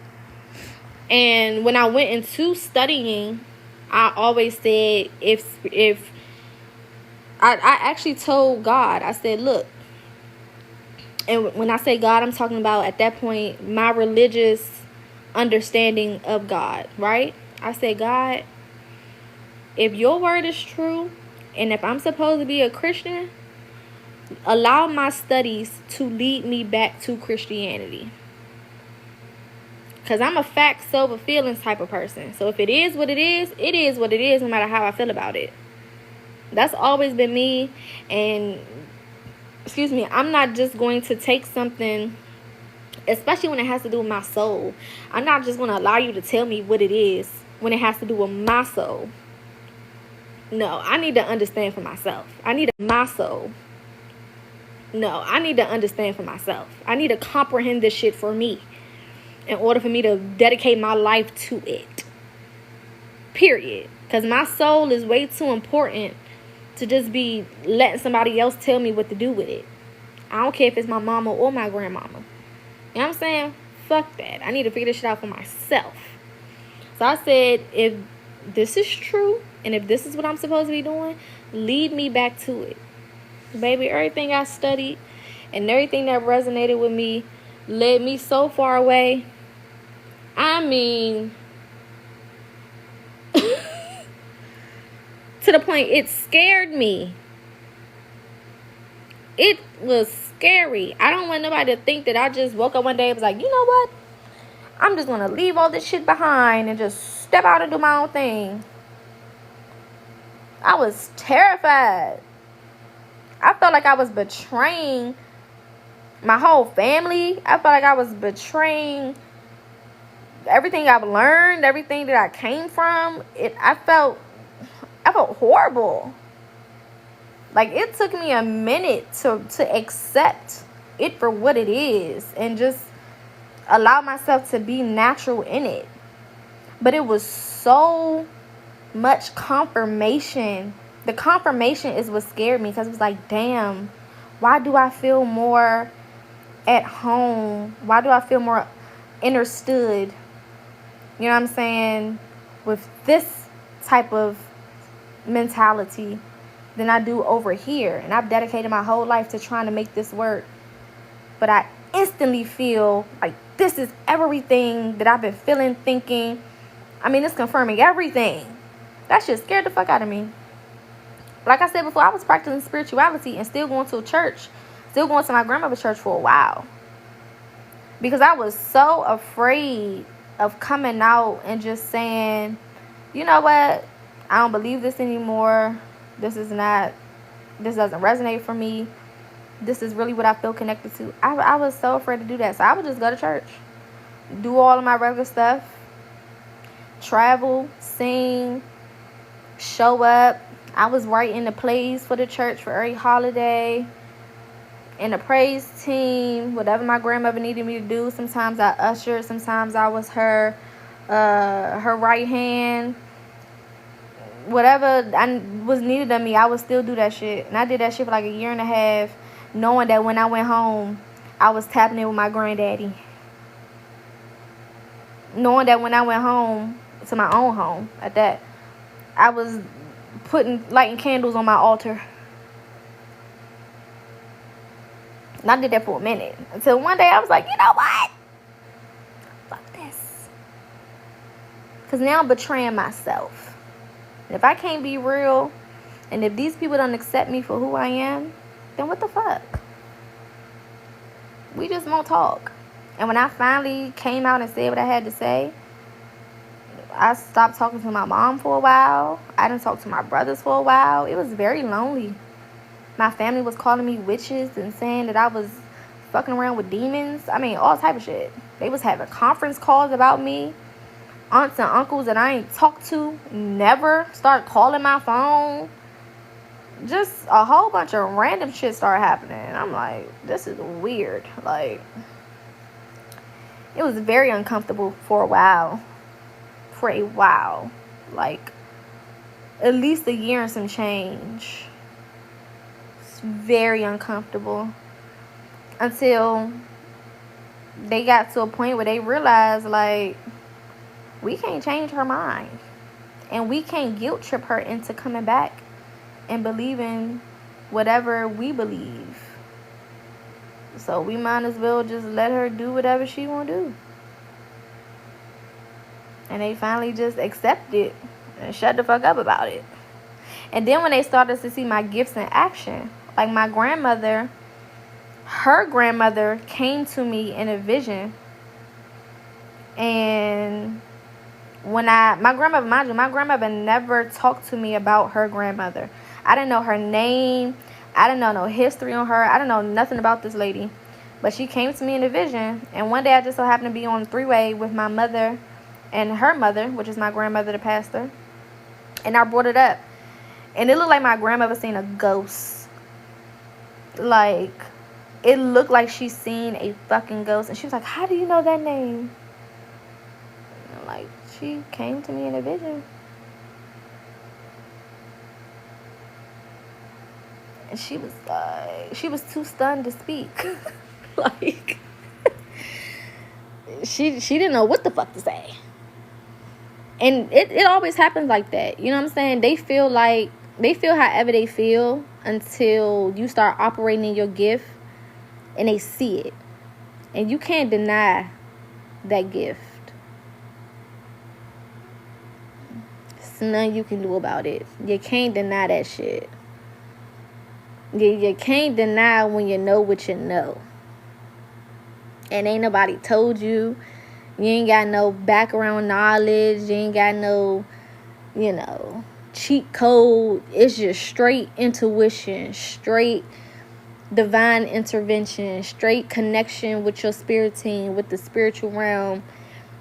Just straight that. They don't know what the fuck to do. They can't deny it. So now my grandmother go around telling everybody, my granddaughter, she is powerful. My mama telling everybody now, oh, my daughter, she is very connected. Oh, am I? But mind you, they was calling me a witch. Mind you. They was saying this and saying that. Now all of a sudden I'm powerful. Oh, really?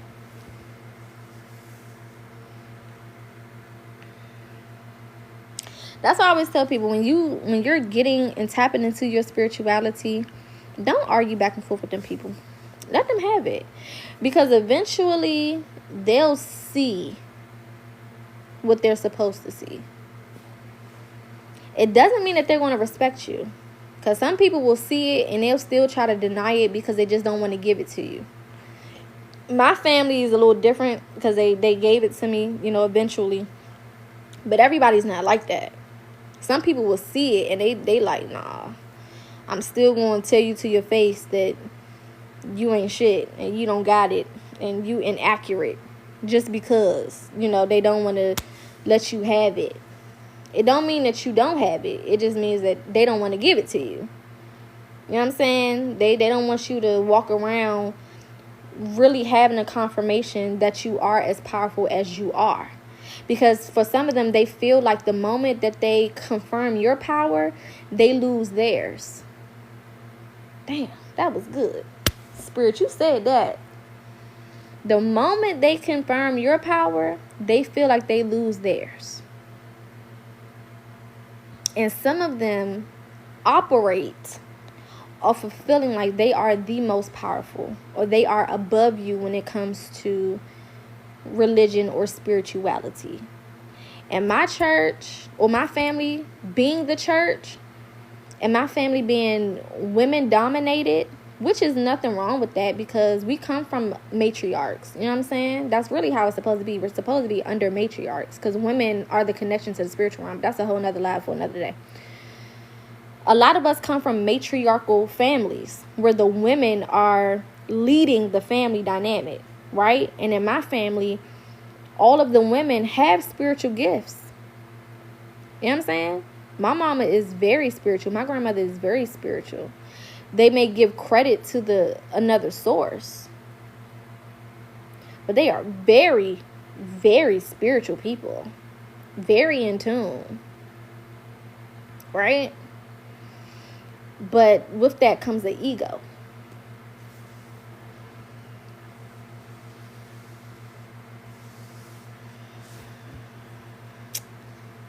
With that comes an attitude. With that comes entitlement.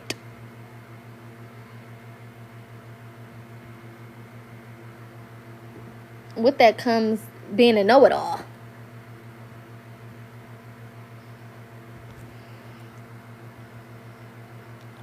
And can't nobody hurt you like the women. Can't nobody hurt you like the women in your family. I'm trying to tell you. The scar that a woman can leave on you, the women in your family, the scar that they can leave on your soul, incomparable. Incomparable. I mean, whoa. Whoa. They can scar you to your core. Especially the matriarchs, the mamas, the grandmamas. Especially the messy ass grandmamas. I love my grandmama down. But baby, oh my God, messy?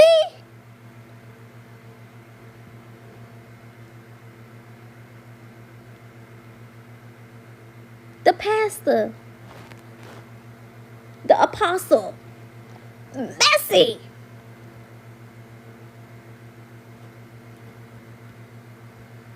I'm like, how the you supposed to be in charge? You tell our grandmama something, you might as well just do a group call. Just save some time. You know what I'm saying? Why wait for you to go tell everybody when I could just put everybody on the call and just tell them all myself? What? I mean, why does everybody know what I just said to you?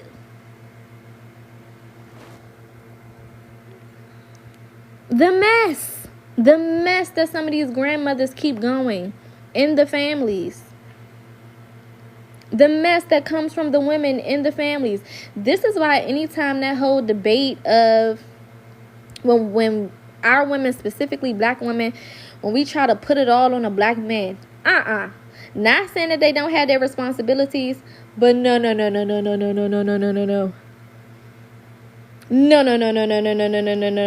The deepest scars, the deepest wounds on these children come from the mamas and them grandmamas. Whether the daddy was around or not. Hello? It come from them damn mamas. And me going through my own healing journey is when I had to start looking at my mama. Because I used to hold my mama on this pedestal like, baby, she don't do nothing wrong. My mama don't do nothing wrong. It's my daddy fault. It's the men's fault. Until I got older, I said, hold up. Now, how am I blame my daddy? My daddy wasn't here. But I was with you.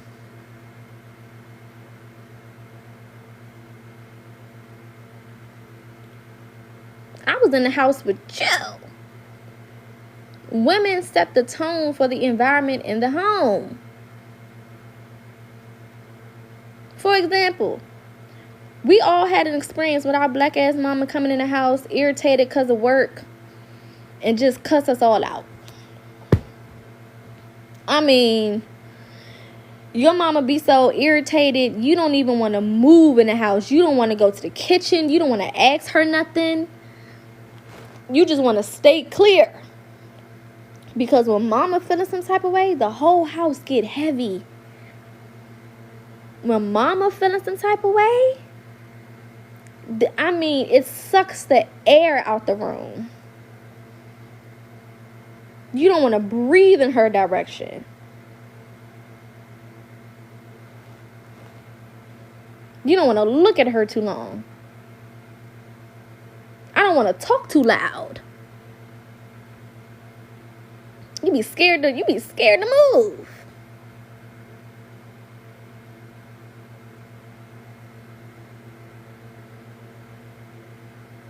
That energy is heavy. We as women, we carry a heavy, heavy energy.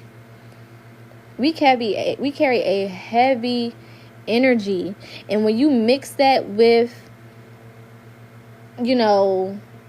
having children in an environment, and you not knowing how to separate, or you not having the spiritual wisdom to work through the things that you're going through so that they don't affect that child, that baby's going to absorb all of it.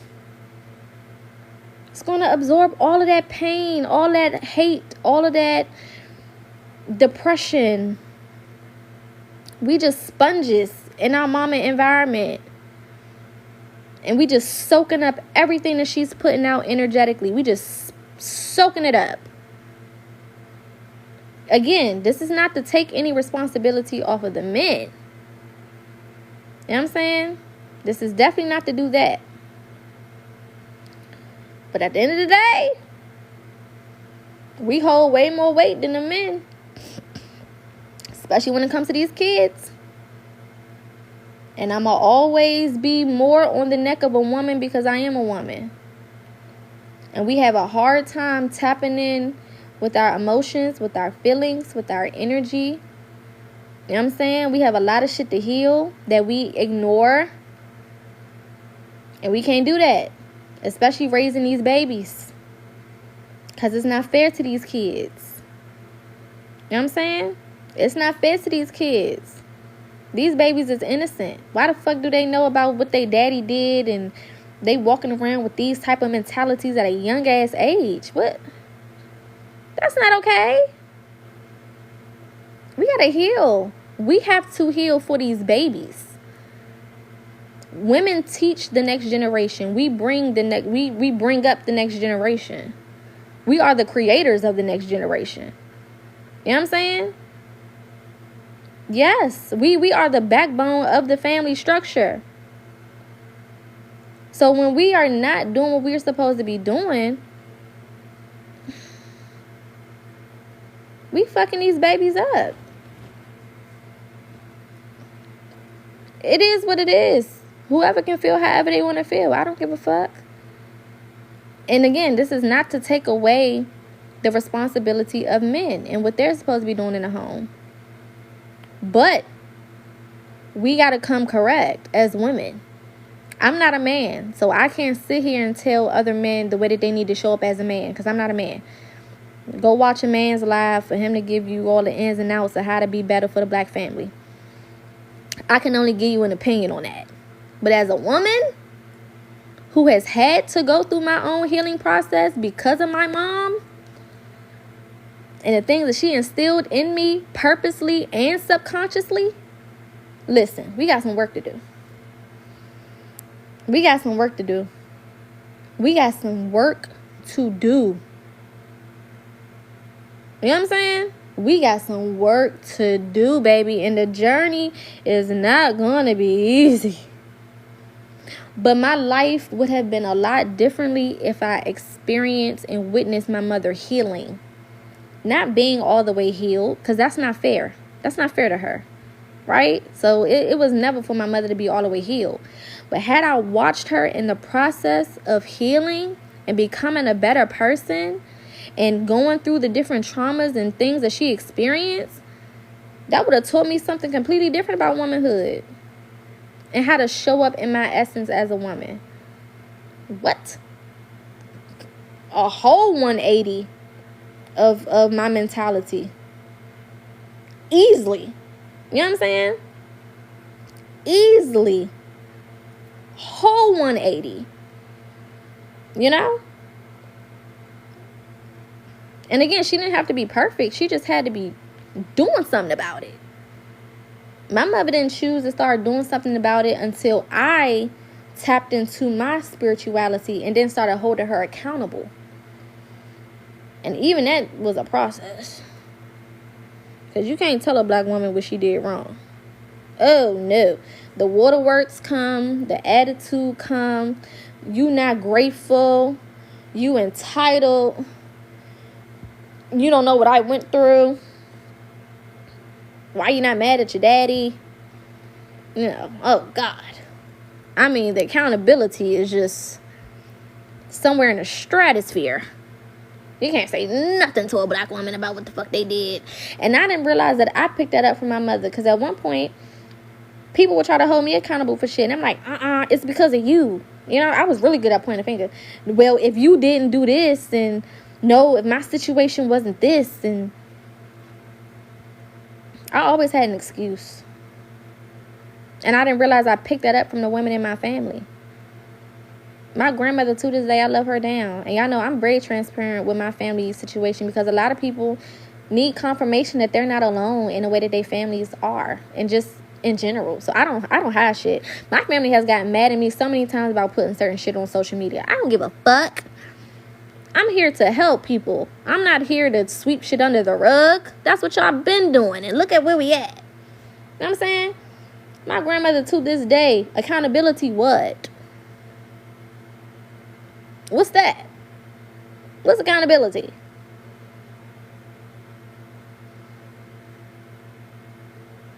What Kiki Palmer say? Sorry to this man. I don't know this man. That's accountability for my black ass family. We don't know what that is. Accountability? Huh? How you spell that? Can't use it in a sentence?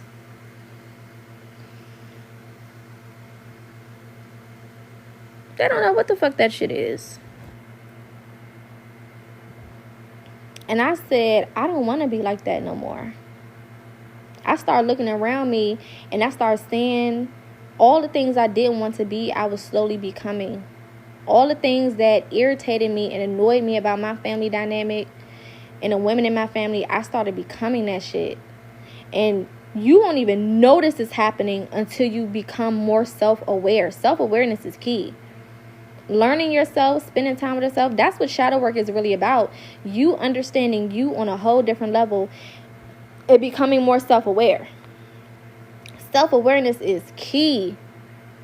And people was telling me for years, you got a nasty ass attitude. You don't take accountability. You always blaming other people. You always got an excuse. I'm like, no, I'm not. I don't got no excuse. I'm just telling you what it is. I don't got no nasty attitude. I'm just giving you the truth and you don't like it. I don't like that. And, I mean, couldn't tell me nothing. Couldn't tell me nothing. And then one day, that self-awareness hit me. And I mean, that shit will crush you when you finally see what people have been talking about.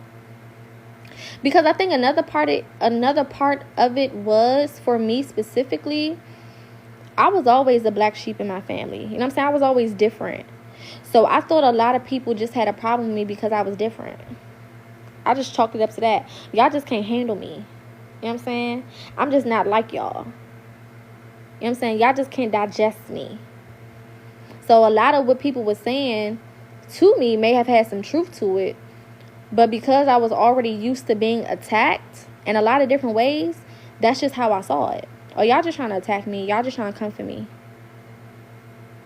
Instead of me saying, okay, let me break this down. Is there any truth to this? You know what I'm saying? Is there any legitimacy to what they're saying? Taking my feelings out of it and looking at the facts. Is anything that they're saying accurate? I didn't do that until way later on. You know what I'm saying? Until way later on. Do you have Caribbean or African ancestry? No. I'm Black American. I'm Indigenous American. My ancestors are from here. Been here. Long time. Long time. No, it's not a roller set. I actually pin curled it. I blew it out with a heated round brush and pin curled it. That's it. Real quick. But yeah, no, my people from here. But yeah, accountability is big.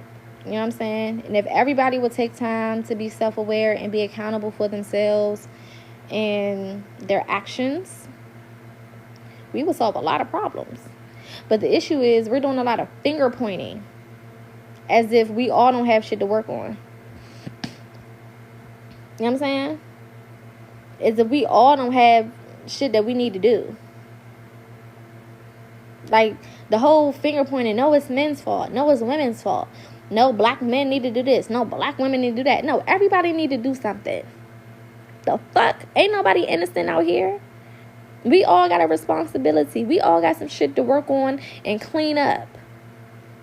Period. And if everybody could understand that, we would actually get something done.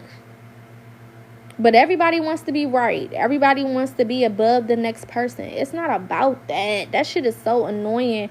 And then we don't realize how people from the outside continue to add, fuel to that fire.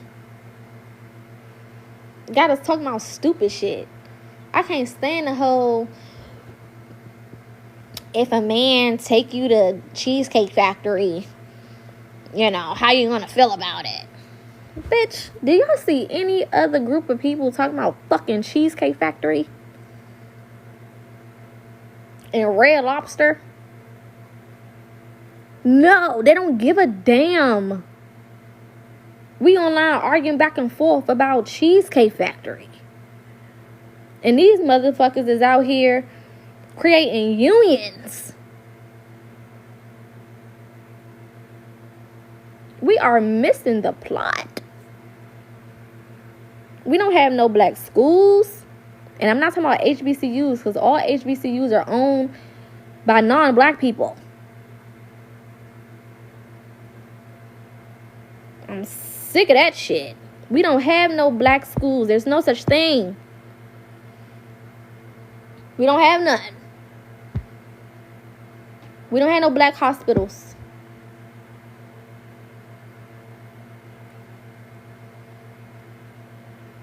We barely got a black bank. And the Freedmen Bank that we did have that was supposed to be for black Americans, they're giving money to minorities. That's not black. So that's technically not even a black bank. We don't have shit. We don't have nothing that's important. But we got hip hop. We don't even got that. Because who is it owned by? None of the people making their music, most of them who have made their music and have gotten music to where it is, have created whole genres of music, don't even have the rights to it. Y'all need to understand this. This is $1 trillion business and we don't even own it. It is made off of our backs. We created hip hop. We created jazz. We created blues, spirituals, gospel, funk, rock and roll, country. What else? House music. I mean, we done created every genre that's popular. What do we got to show for it? A Lamborghini? A mansion? Well, how does that help the collective? What do we have to show for it? Mercedes-Benz? A trip to Dubai?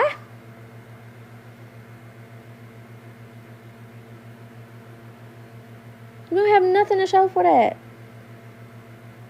Nothing. It's embarrassing. I'm talking to Black Americans. I'm not talking about Africa and Africans. Most of our ancestors was already here. So we're not talking about Africa.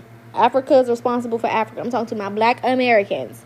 What do we have to show for the things that we have contributed to culture, to society, to the world? Nothing. Nothing. Because them people come from their countries through the shit that we did, through the battles that we fought, and they eat, and then they send the money back home, and then they leave when they ready, or they don't leave, and they just continue to collect the benefits off our backs, while people call us ghetto and broke and poor. Like, I remember at one point, bandanas. I mean, we talking about the smallest things. Shit, we can start with do-rags. For the majority of my life, a do-rag was labeled ghetto.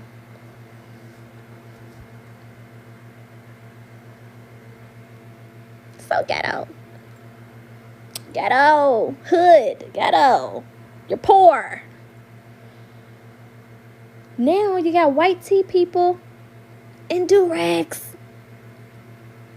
They're selling do-rags for hundreds of dollars.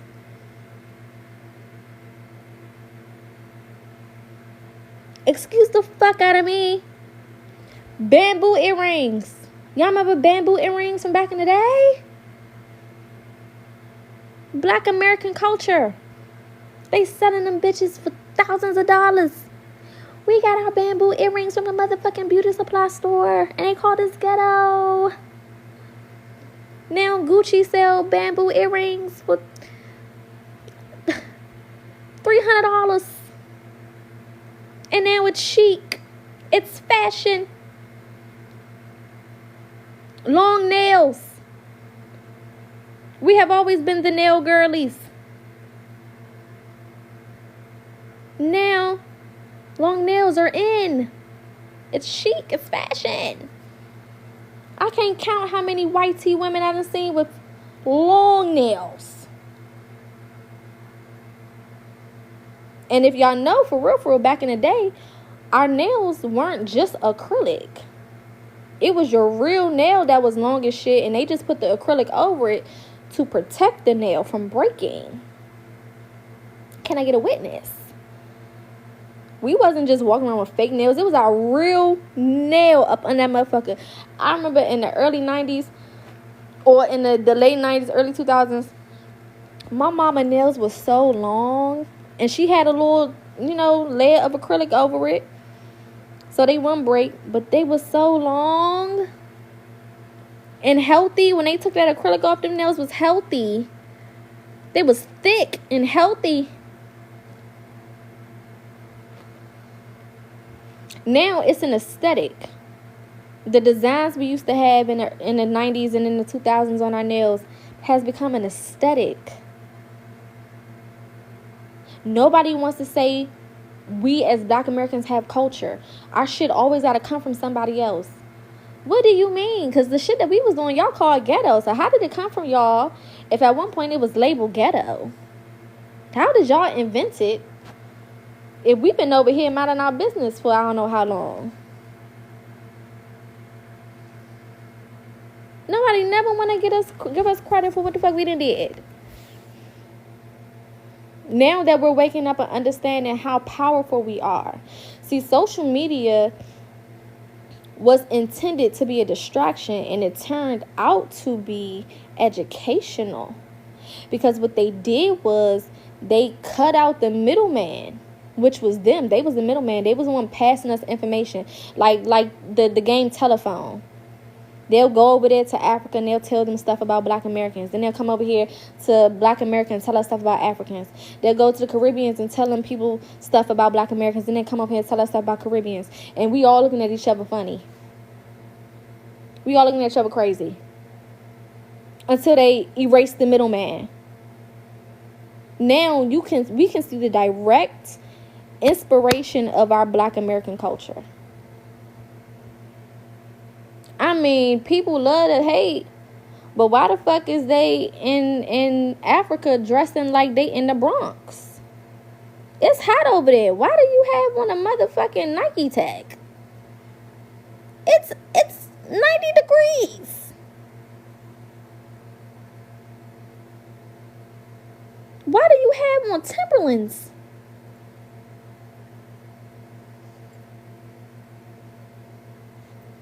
That don't even make sense. It does not even make logical sense. It's hot as fuck. If we take a trip right now to the Caribbean, to somewhere hot, do you think we bringing boots? Boots are not on the ground for that. They over there in Timberlands. In Africa. Baby, you put me on a plane right now and say, hey, we going to Africa. You think I'm packing boots? No. What would I need boots for? We don't even wear boots unless it's fucking cold outside.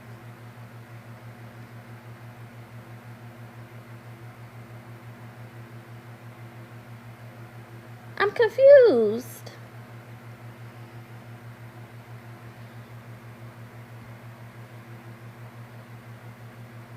That's imitation. Some people imitate so hard, they don't even realize that it don't even match their environment. And this is not to say they don't have their own thing. They do have their own thing.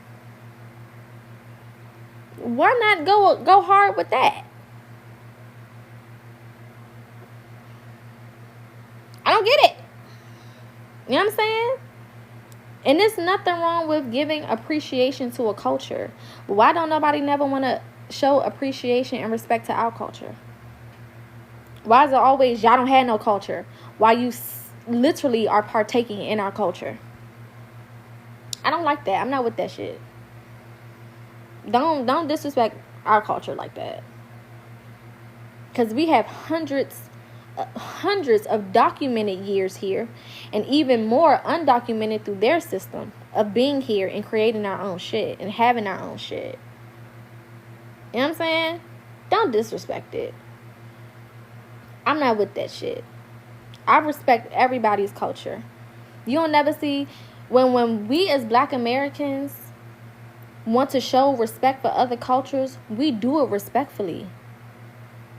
You know what I'm saying? And we give them credit.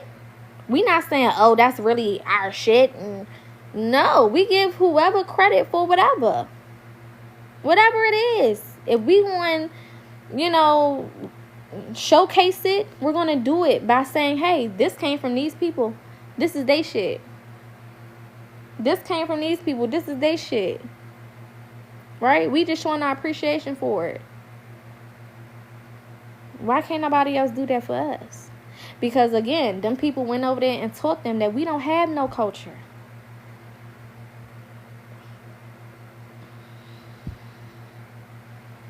They taught them that shit. They went over there and lied to them people. And I hate that for them. I mean, the music is starting to sound... Why the fuck are people in different countries making drill hip-hop? What the fuck? Drill? Trap? Blues? R&B? Rock? Country? You know how many people don't even know that we created country music? They think it came from white tea people.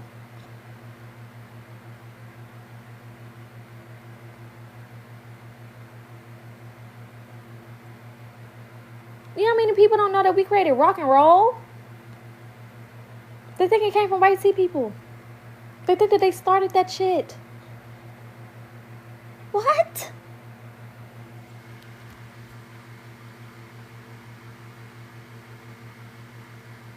Again, it's nothing wrong with them partaking in it. But it's a difference between partaking in it and giving credit to the originators versus partaking in it and then disrespecting the originators. That's crazy. That's crazy. You know what I'm saying? That's wild. You can participate. We are the most open of the whole diaspora. We allow everybody to come in and participate. Especially if they have melanin. Now, the only people we be like, is them YT people. Rightfully so. What the fuck? No. But other people in the diaspora, we have always been super open. We don't give a fuck. But when the disrespect start coming up, that's when we got a problem. Don't disrespect us and then try to participate in our shit. Don't participate in our shit and then say that it's not culture. Then what the fuck is it? What do you call it then? What the hell? You know what I'm saying? That's crazy. What's the difference between Africans having egusi soup, and that's a part of their culture, and Black Americans having macaroni and cheese and candy yams? It's the same shit. It's culture. It's cultural. What's the difference between AAVE and speaking Yoruba? Nothing. It's the same shit. It's cultural. They try to convince us that's not culture. What the fuck is it? You know what I'm saying? What is it then? Please inform me. What's the definition of culture? We got our own dialect. We have our own traditions. We got our own food. We got our own clothing. We got our own music. Multiple music genres. Endless inventions under our belt. The very phone that we're on is because of a Black American. Hello? You can't use your GPS without a Black American. You can't go through a stoplight without getting hit because of a Black American. You can't have no AC in your house or no heat because if it wasn't for a Black American. Hello? Hello? And I could go on and on and on. We wouldn't have no lights. Hello? We wouldn't have vaccinations.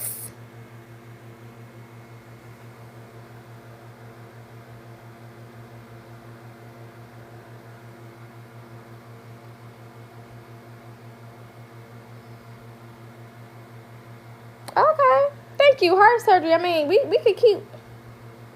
could just keep going. And going and going and going. Come on now. It's crazy. It's about respect. You know what I'm saying? It's always just been about respect. Mutual respect. And that's all we as Black Americans want and have always wanted. Is mutual respect. That's all. You know what I'm saying? We not trying to act like we better than nobody.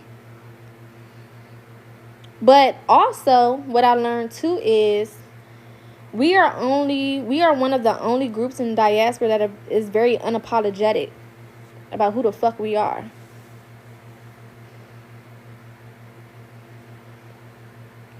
They call us loud.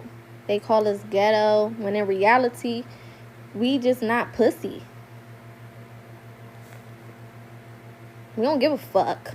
You know what I'm saying? We not scared of these white tea people. We not asking them for permission for shit. And so what if we loud? Why the fuck you so quiet? You know what I'm saying? Why you so fucking quiet? A lot of them are scared. They scared of disrupting the Caucasian environments that they're in. We not afraid of that shit. We don't care who we around. We gonna be black. To the point where nobody even wanted to claim black but us. We was the only ones claiming to be black in the first place. Now everybody want to be black. They got a drop of black. Oh, I'm black. My mom's sister on my dad's side that's related to my cousin that was twice removed and then added back is black. Oh, really? You know what I'm saying? Like, now people trying to prove they little piece of black when in reality nobody wanted to claim this shit. I remember being in high school. They was like, I'm not black, I'm African. I used to be like, what? I never understood that shit. Like, okay, I'm not black, I'm Caribbean. Okay. Now it's what? We're all black. What? What are you talking about? We're all black.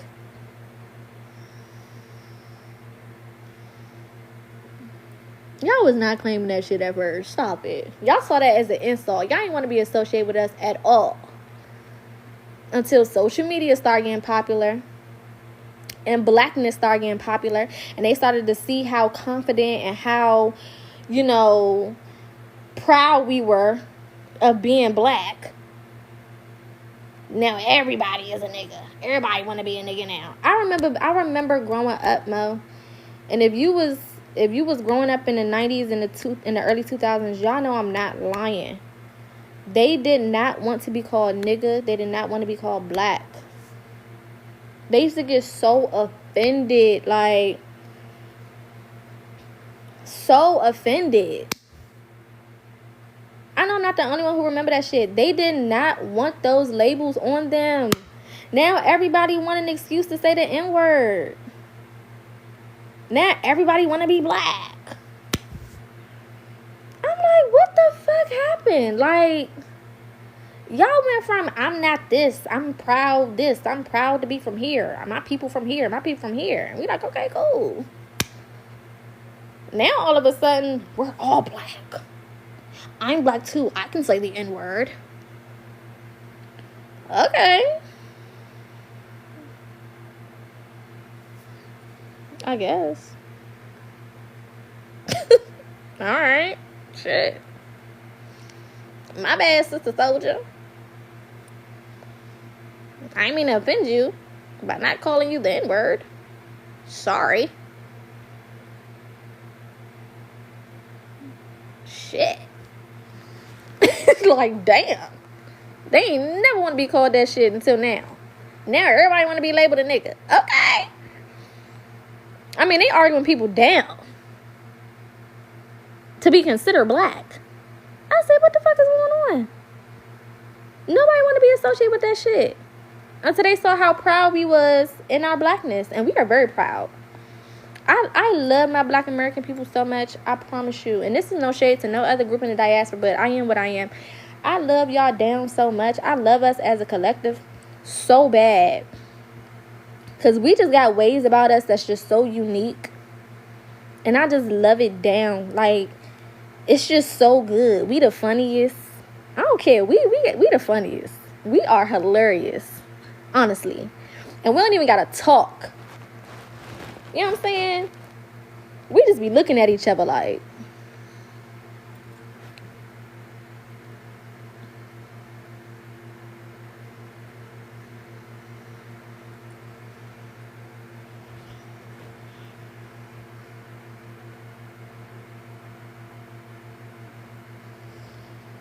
And understand everything we just said. They talking about telepathy is not still happening. Shit.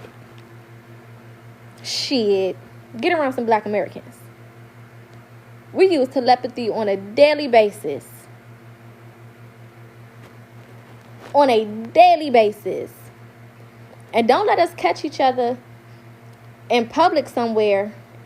And it's only us and maybe a couple of other of us and a whole bunch of the others. Baby, when we locate each other, we like, oh, bet.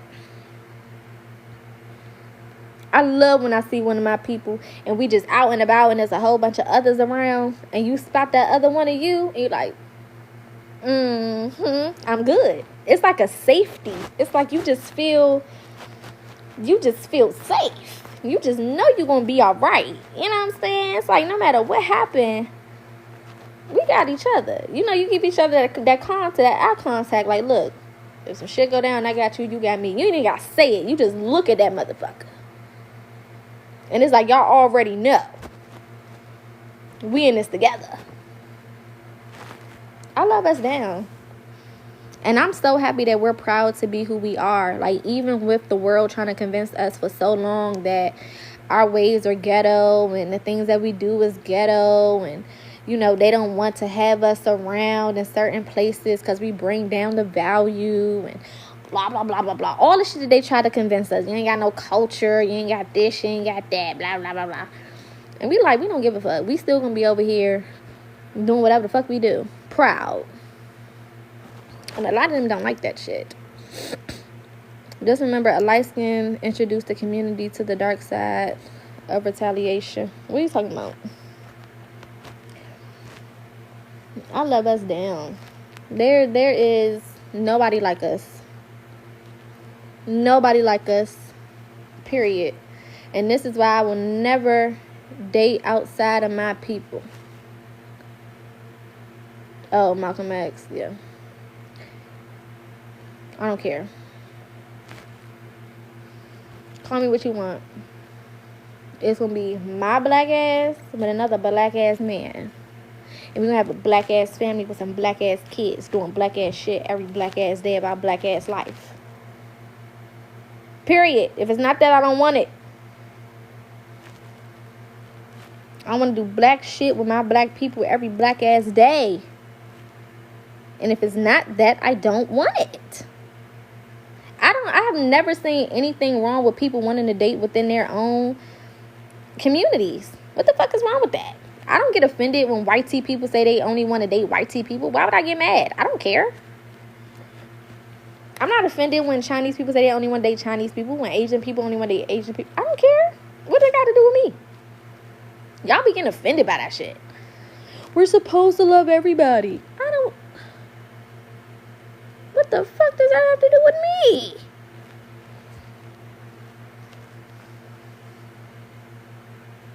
Like, what? They try to convince us to care about that shit. I don't give a damn. They should. It's called self-preservation. That's why cats fuck cats. And dogs fuck dogs. And elephants fuck elephants. And horses fuck horses. What? That's what? That's how it's supposed to be. That don't bother me. I want more of us to keep it in the family. Not like that. Because that's not our culture.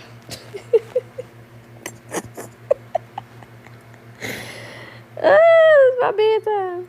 That ain't our culture.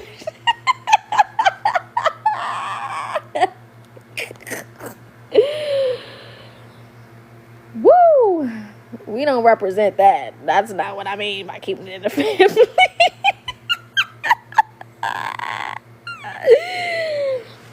We don't get down like that. But you get what I'm saying. Keep it in the race.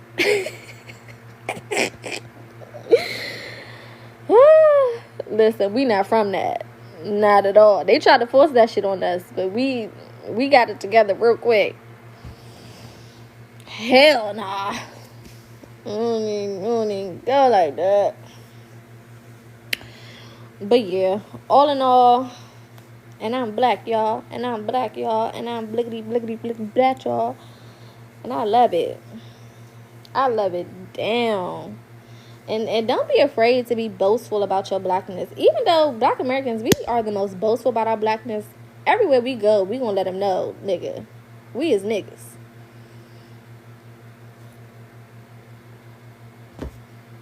We is niggas. We is proud to be.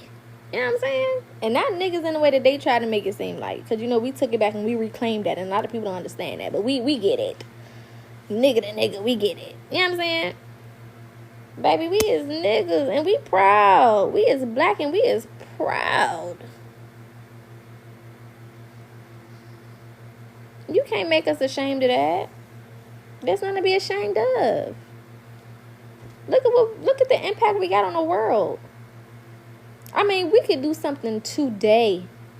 We can invent some shit right now. A new phrase, a new word, a new way of dressing, a new product. That shit gonna take off in 3 seconds. Not even 3 seconds. Shit, faster than that. We can't have shit. You know what I'm saying? We can't have shit if we tried. Because once they see we do it, they got to replicate it. They got to steal it. And try to change it. We can't have shit, especially now with social media.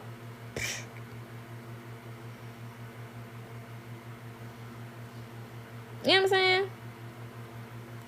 Especially with social media now. Our business not even our business no more. It's almost like they sitting and waiting to see what they gonna do next. What they gonna come up with next. What they gonna do next. What they gonna say next. You know what I'm saying? What are they doing? That's the real reason, and I'm gonna say this and let y'all go. That's the real reason behind integration.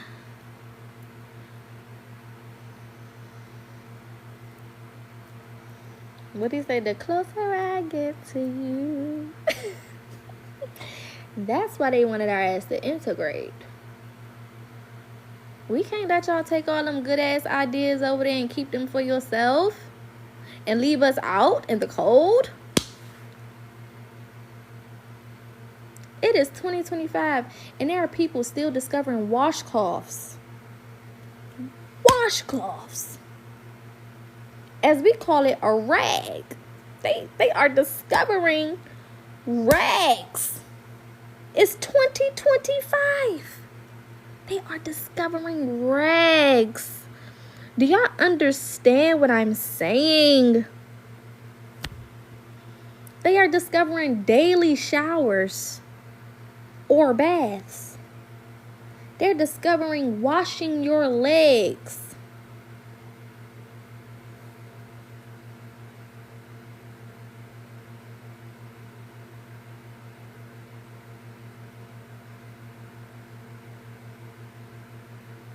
Washing your feet. It's a discovery. They didn't know that you had to do that. They thought that the water hit it and it's just clean. Exfoliation. It's a discovery. They didn't know what exfoliation was.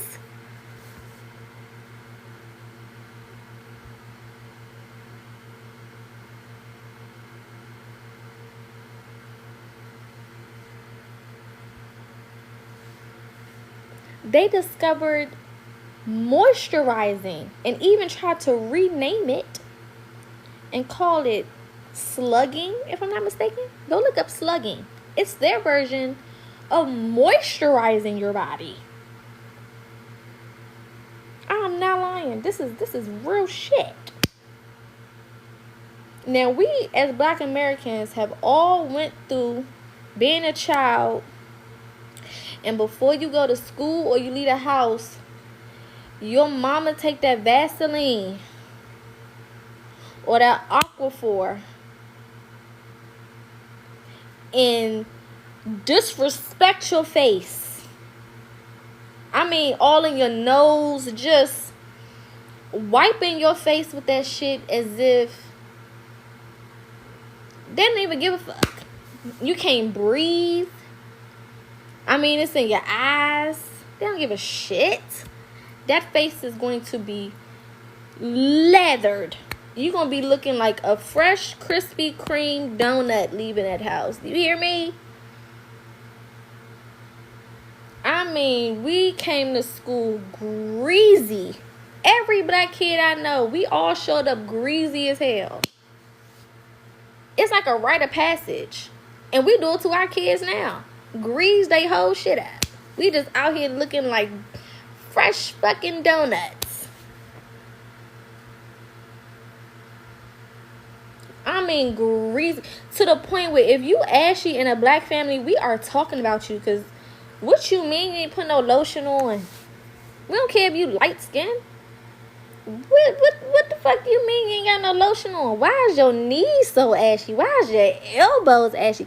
You could legit almost fuck around and get an ass whooping for leaving the house like that.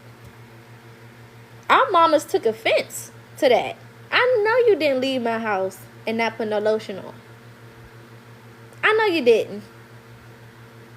You ain't put no deodorant on? Have you lost your mind? What you mean you don't want to take a shower? What you mean? They give you that damn look. A black mama ain't nothing like a black mama look. Them eyeballs. My mama, to this day, I will be 30 next year. And to this day, if my mama look at me a certain type of way, my soul gets scared. I don't care how old I get. And I'm grown as fuck. If my mama look at me a certain type of way, I don't want no smoke with you. You got it. When I say she got it, baby, you got it. I'm talking about my grown ass. I've been to funerals or church services, and my mama saw me and my cousins, and we all grown. I mean, grown. Got kids. Some of them got kids and everything. Super grown. And our mamas look over at us cutting up and give us them eyes. We don't want no issues. We don't want no problems. Y'all got it. No thank you. All right now. Our bad.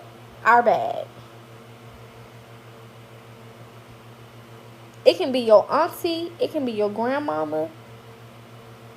Especially our generation, millennials and back. The way that they taught us respect.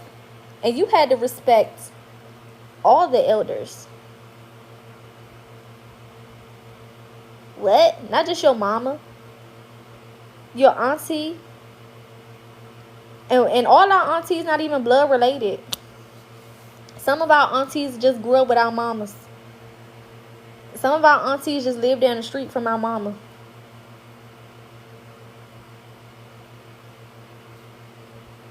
What the fuck? What? If they tell you to do something, what you think you better do? Do it. Older cousins too. What?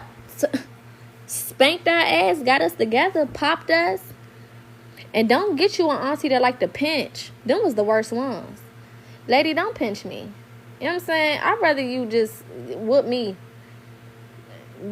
It was always one of them aunties that like to pinch. Like, bro, if you don't relax them two fingers, and they get you good, like right up under here with a good meat at. You know what I'm saying? With it's real nice and healthy. Oh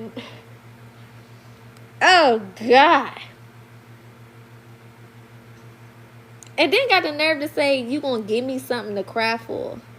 I'm already crying. What the fuck?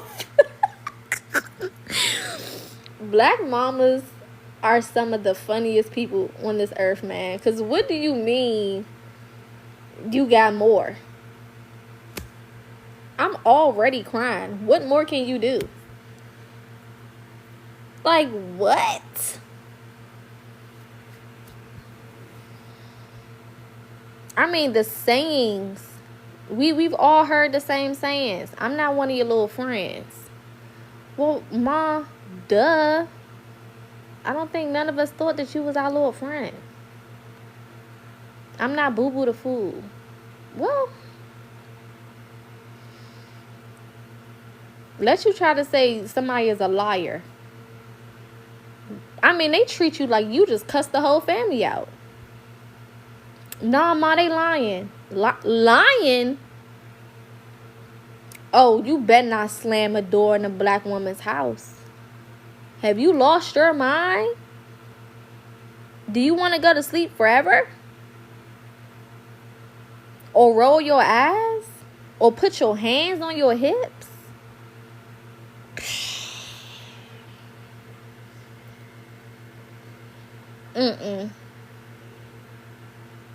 No. I am still scarred. I rolled my eyes at my mama one time in church. I thought she didn't see me. She smacked me so hard in front of my friends at church. She smacked me so hard I had to act like it didn't happen.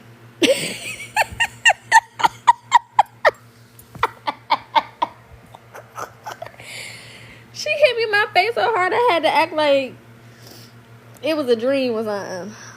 Yeah, I just look away, look to the other side.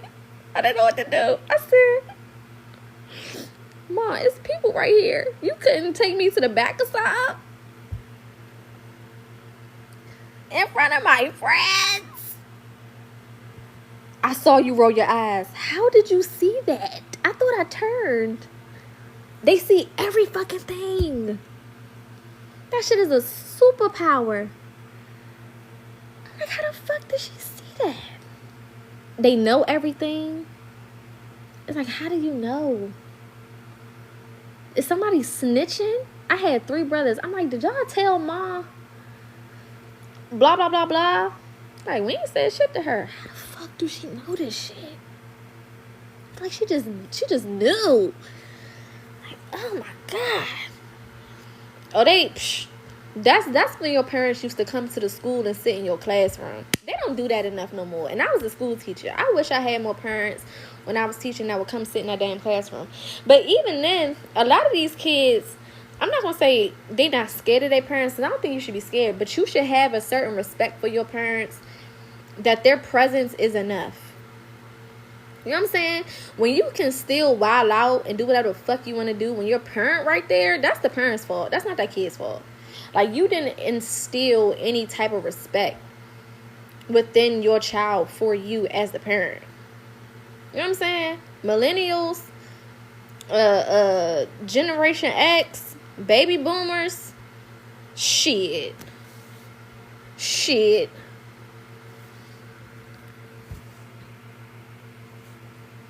That was the worst thing. Your parent came and sat in that classroom?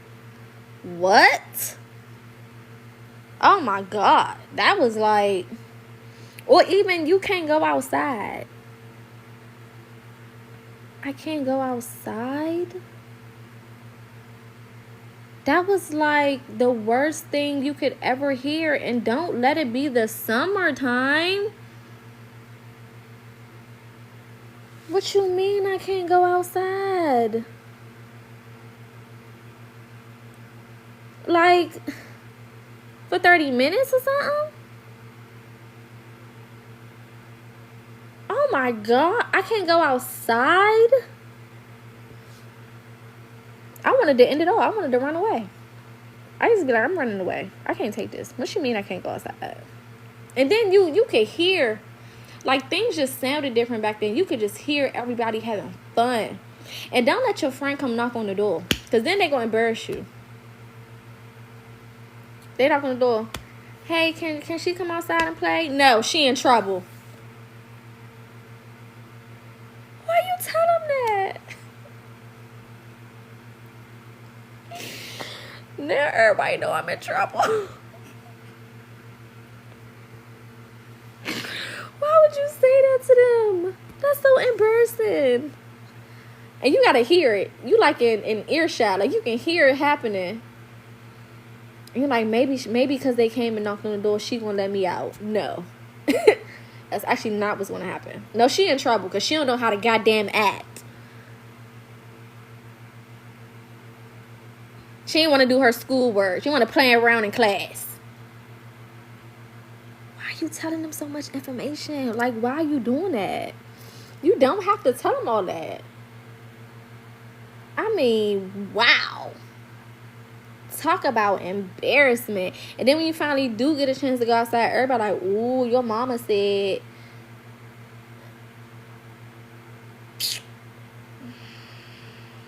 Your mama had said, ooh, you got in trouble. See what you did? You used to be so salty. Just salty. Like, that was betrayal. That was betrayal. That's when fruit used to grow on a tree. That's when we used to eat honeysuckles. and play in the dirt and drink from the hose. You know what I'm saying? Don't let the fire hydrant break or somebody go and unscrew it. That's called a water park. Go put on your play clothes. That's when we had play clothes. Play clothes. These kids don't know what play clothes is. We had play clothes. You think you gonna go out there in them good clothes that I bought you, in them good shoes? You had play shoes and you had play clothes. And let your ass go out there in your new shoes, trying to show everybody your new shoes, and you get them messed up. Ooh. Go ahead out there and put on them new clothes that I just bought you for school or church or for the weekend. And you got grass stains all on them.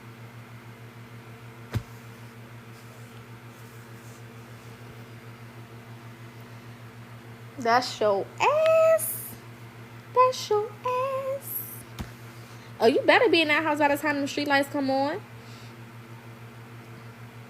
If you want to survive the night. If you know it's good for you.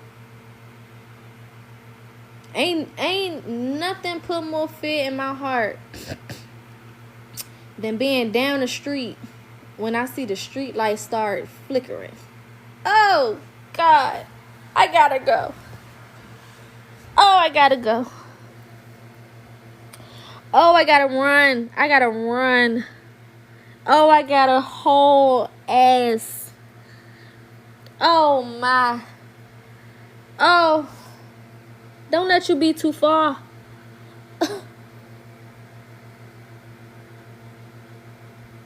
You can get fucked up. You can get fucked up. And then you're going to lose your outside privileges. And you better not be running in and out of my house. You better pick one. You either outside or you inside. And you come inside too many times, they're telling you can't go back outside. You cannot go back outside. You in for the day. Oh, that was like torture. What do you mean? You better run in and out. We had to survive outside. We had to find something to drink. If you was thirsty, you better go find a water hose. If you hungry, you better get something off one of these trees or go find you a candy lady. Or hope somebody brought some snacks outside, or you just gonna have to eat when you get back inside. Because you're not going to keep letting out my good air. That's what you're not going to do. I mean, they really trusted us. We ain't had no cell phones. We ain't had shit. We were just outside in the neighborhood. Just winging it. Just making up shit. That was a different time in life, honestly. It's kind of sad that a lot of these kids won't experience that. Because that was just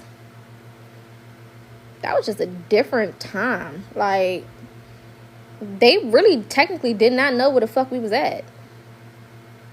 But they knew. It's like they knew, but they didn't know. And they didn't really care. Like, it's like, I don't know. We were just outside. Like, I mean, like, in the trenches. We was in the woods and everything.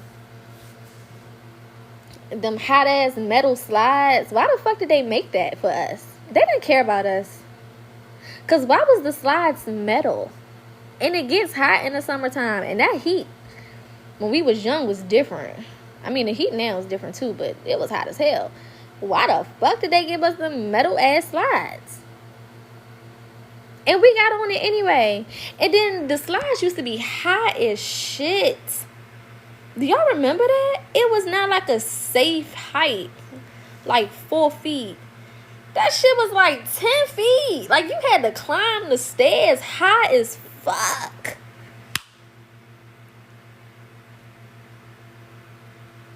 I mean, they didn't give a fuck about us. Wow. I'm just sitting here thinking about it like, they really didn't care, huh? I need to wrap my hair up, y'all. I've been talking to y'all all damn night. I ain't wrap my hair up at all. these pins back in my head. They didn't give a shit. They said, fuck it. If they fall, they fall. You know what I'm saying? If they don't survive, they just don't survive. Fuck it. Wasn't all that getting sick and shit. We was healthy as hell. Outside eating random shit off of trees. Eating random ass berries. What the fuck? I mean, healthy. Wasn't all that sickness and shit going on. We was healthy. Oh my God. The fucking swings. And then we would jump off the damn shits like Evel Knievel. Like who convinced us to do some shit like that? I mean, jumping off of it, high as hell. Like, that was the goal. Like, let's see how high we can get and jump the fuck off of here.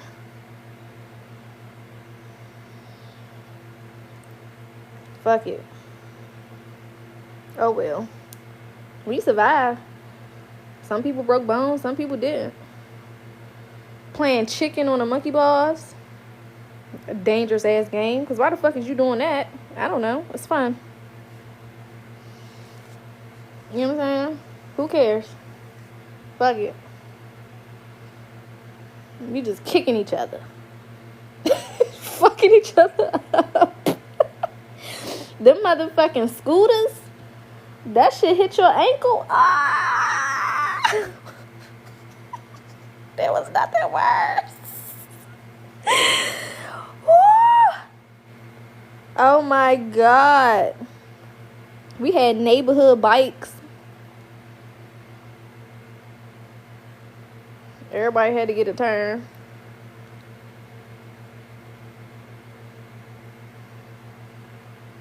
Oh, we fought. Everybody fought, but you was cool by the time you was finished. You know what I'm saying? It took like 10 to 15 minutes, and everybody was back cool. Man, them scooters hurt so fucking bad. That shit twist around and hit your goddamn ankle. That pain. Or the motherfucking jump ropes with the plastic on it. Man, please. I ain't seen nobody jump rope or double dutch in so long. That shit crazy to me. I don't know the last time I seen somebody double dutch. And I done worked at a school, and they be having recess. These kids don't fucking double dutch. I don't even think they know what that shit is. Or getting some chalk and making a hopscotch for the whole neighborhood.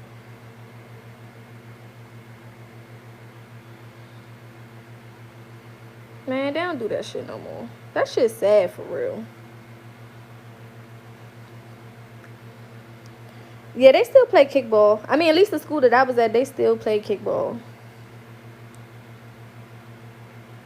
But I think that's because we as millennials, you know, was teaching that. But y'all remember, like, the little rainbow thing that we used to throw up in the air and run up under? They don't do that no more. Or the little plastic little seats that we used to scoot around on in the gym? They don't do that no more. What else? There's so many things that they don't fucking do no more. It's crazy. Yeah, the little parachute. They still do field days, but it's not like how our shit was for real. It ain't the same. I haven't seen the book fair. I don't remember, because I haven't taught at a school in like 5 years. I can't remember if we did book fairs or not. I don't know. I want to say maybe, but then again, I don't remember. I don't know. I want to say maybe, but then again, I don't remember.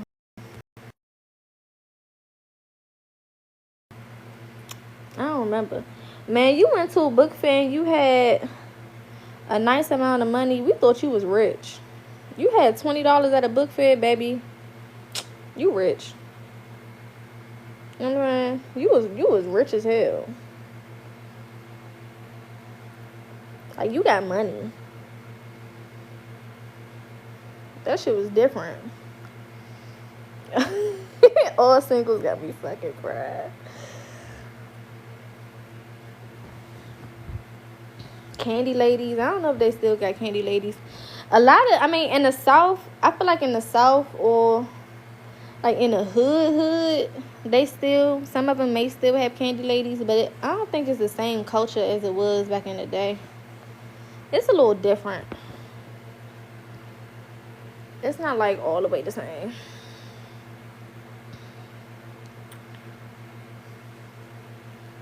I want us to go back to a lot of that stuff because I feel like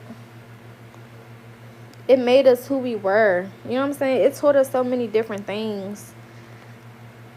And that's why I feel like as millennials and some of like the early Gen Z, like we the last generations that really have a certain mentality. Which I feel like, again, Gen Z and some the generation after that, of course they introduce new things. You know what I'm saying? Every generation brings something new to the table that's needed. But those foundational things, it's missing. You know, it's really missing. Respect for the elders. Like we would, at my grown ass age, I would never cuss in front of no elder. That's crazy. I already talked about the movie, y'all. I'm sorry. I've been on here for like 3 hours. I would never cuss in front of no fucking elder. Is y'all kidding me? An elder I don't even know. I can be out in public right now. I'm not cussing like a sailor in front of no elder. And if I do slip, because slip-ups do happen, I'm like, oop, my bad. Oop, I'm sorry. And then I grew up in church, so we call elders mother. You know what I'm saying? Or pops. Or unc. You know what I'm saying? Like, that shit is out of respect. You got these white T kids calling everybody unc. Like, do y'all know what that shit means? That's cultural. Like, going back to culture. When you call somebody unc or auntie, that's respect. We say that out of respect. That's not no shit you just say to somebody who fucking 20. You know what I'm saying? Oh, some elders do for sure be talking hella crazy, right? But we still not just cussing their ass out. You know what I'm saying? You walk away and let their ass have it. I'm just not gonna talk to you, period. You can sit there and talk to your damn self. I'm just gonna walk away. Hang up on your ass. I'm not gonna sit there and call you a bitch. Like, you got these young ass kids throwing hands with their grandparents. What? I don't know. It's something about them grandmothers from the South. They hands is set up different. They got them big ass them hands is heavy. My grandmama hands so motherfucking heavy. I'm like, yo, what do you be? Like, how? I mean, the shortest little lady, my grandma she'll be 80 in a couple years. You know what I'm saying? Them hands go. Like, bro, why is your hands so heavy? Good Lord. I don't know what it is. And them Southern men. You ever looked at your granddaddy hand? First of all, they be big as shit. I mean, just big. I worked on cars all my life ass hands. Them old heads, and they be strong as fuck. They be so fucking strong. Oh my God. Like, why are you so fucking strong? Fuck crackhead strength. They are strong. Oh my God. Facts. They was working on farms and shit, man. It's a different strength. Them damn baby boomers, they so motherfucking strong. The men and the women. Like, what the? That strength is different. My granddaddy hands was so motherfucking. I used to be like, bruh, I would hate to get in an argument with your ass. I would hate to be on the other side of that right hook. I know I'm going to sleep. I mean, night. My grandmother, too. Them hands, I never tried it with her. I don't want no smoke with you, Grandma. You got it. Hell no. Nah. What the fuck was in y'all food? They are built different. No. No. We need to bring back respect for the elders. For sure. For sure. Period. And I don't mean let them get away with everything. I'm not saying that. Because they do be hard-headed and they do be disrespectful. And they will talk to you crazy. They will talk to you crazy. I'm not going to lie. But, you know. Still a level of respect that we need to have for them. And sometimes that means just walking away and letting them have it. Not cussing them back and forth.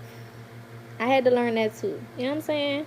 Because, like, I'm not little no more. You're not going to talk to me crazy. And it's like, I get that. Because I feel the same way. But it's the way you go about it. It's the way that you do it. And that's what I had to learn. It's a way for you to do it. Exactly. They'll talk crazy to you and still offer you something to eat. You know what I'm saying? And still go to God on your behalf. And them prayers from them elders, baby, regardless of what they believe in, I'm trying to tell you, don't nothing touch it. Don't nothing touch it. It's something about them grandmamas that get up at 5 a.m. and pray for 3 hours for the whole family. They be crazy as hell. They be messy as hell. But let me tell you something. If it wasn't for some of them prayers, shit. You talking about protection? What? I mean, up. My grandmama be up at 4:30 a.m. every damn day. Weekday, weekend, don't matter. Up, praying. Praying. Shit, listen. It just is what it is. They powerful. It's something about them grandparents. I feel like we the last generation with real grandparents too, though. There ain't no motherfucking 40 and 50. Them 40 and 50-year-olds. Respectfully, I love Gen X. I love y'all down. But a lot of y'all not getting up and praying at 4:30 in the morning. You know what I'm saying? A lot of y'all not doing that shit. You're just not. I don't know if maybe it starts when you're 60 or something. I don't know the age that it starts. But a lot of them motherfuckers is not doing that shit. They just not.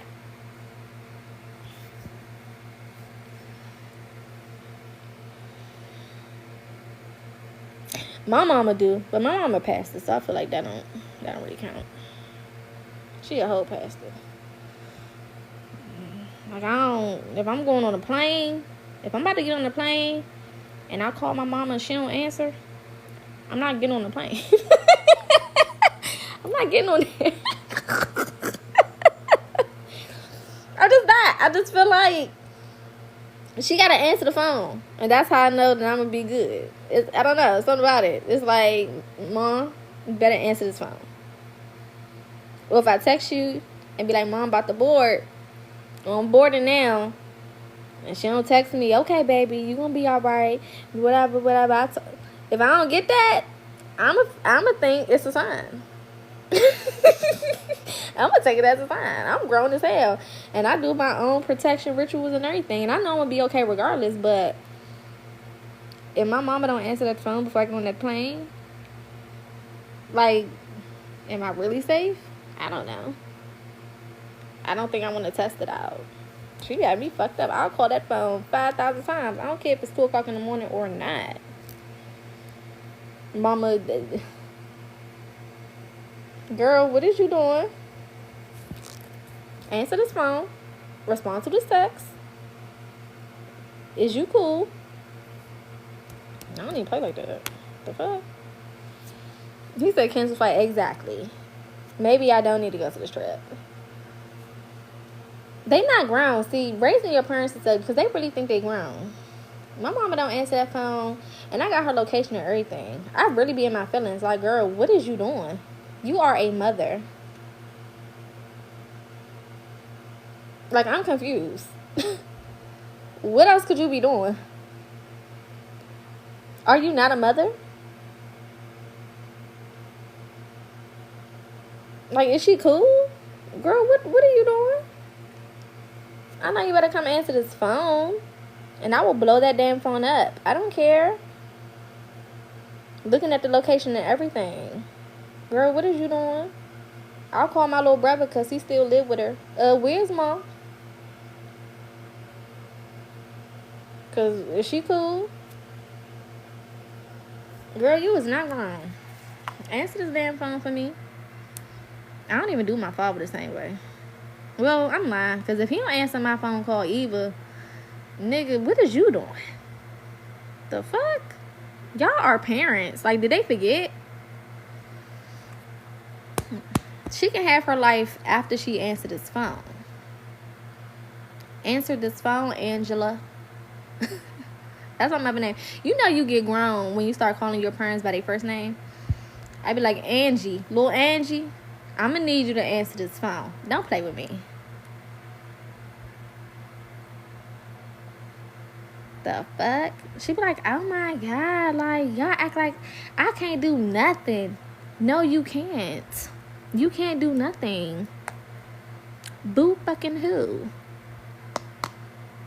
I don't gotta answer every time y'all call. Yes, the fuck you do. Do you want me to send the police to your house to do a wellness check? Because I will. You want to play games? Let's play. I'm calling the popo. Try me again. She done lost her mind. Y'all way more loose than we was verbally. My mother don't take it as disrespect because she understand. Like my grandmother, the pastor, we call her Little Francis. My grandmother named Francis. We be like, Little Fran. Cause I know it's not being disrespectful. I'm not like Francis, yeah. Like, no. It's just like Little Fran. You know what I'm saying? Like, you just throw it in there a little bit. They be cool with it. Cause it's not disrespectful. I mean, some people do take it as disrespect. I'm not gonna lie. But in my family, they don't really take it as disrespect. As long as you're saying it in a respectful manner. You know what I'm saying? Now, don't get crazy. But,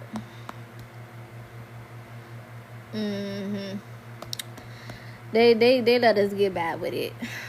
For now. Shit, I don't know how much longer we got. I'm not gonna play around with it too much. Cause I love my life. And I'm scared of them old ladies. I ain't lying. Alright, y'all. Is y'all tired of me talking? Cause I need to shut the fuck up. I know a Gemini don't know when to shut up. I've been said I was gonna get off of here. That was 40 minutes ago. And ain't nobody say shit to me. Y'all just keep letting me talk. That's the crazy part. Ain't nobody said, alright, Poca, that's enough. Alright now. Good night. Ain't nobody said shit. Y'all just like, girl, yeah, my family too, my grandma. I mean, just hyping me. Don't do that. That's the worst thing you could do for a Gemini. I could go for hours. And then we both not gonna sleep. And then what? And then what? You know what I'm saying? That's not even healthy. Somebody gotta say shut up. Somebody gotta say that's enough. Somebody gotta pull the plug. Y'all know I'm a Gemini. Y'all know I got a degree in mouth almighty. Come on now.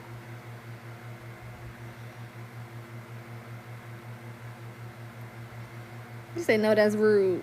It is not rude. Trust me. Tell me, alright, Poca, go to bed. Alright, girl. That's enough. You know what I'm saying? Alright then. Chill out. Save some for tomorrow. You know what I'm saying? I'll never get offended. Because sometimes I don't know when to stop. We don't see this often, so it's cool. I appreciate that. Make sure y'all follow so y'all can see it often, because that's what we do over here. I don't usually be on here this late either, though. So maybe I need to start doing more late night lives for y'all that's night owls like me, because I'm a night owl. I be up. I just don't be on here, because I be feeling like I don't got shit to talk about, or nothing that y'all would want to talk about. So I'm going to upload this to YouTube tomorrow, though. So make sure y'all subscribe. The link is in the bio. I might come on here tomorrow to do a reading to open up the week. We'll see. We're going to play it by ear. I don't want to get nobody's expectations all high. And yeah, this video will go live tomorrow on YouTube for those who didn't see the beginning when I talked about the movie. I'll put the whole live on there, so you'll see everything. But specifically those who wanted to hear about sinners, that'll be in the beginning portion of this live. And then I might, like I said, I gotta pee so bad. I might do a live tomorrow for a reading. No, it's not scary. It's real good. For a reading to open up the week, or to see what messages Spirit got for the week. So yeah, that's that. I love y'all. I'm gonna shut the fuck up, and I need to go pee. Love and light. I'll see y'all tomorrow. Be good. Make sure y'all subscribe. Make sure y'all follow. And tell a friend and tell a friend and tell a friend that we have fun over here. All right? Peace.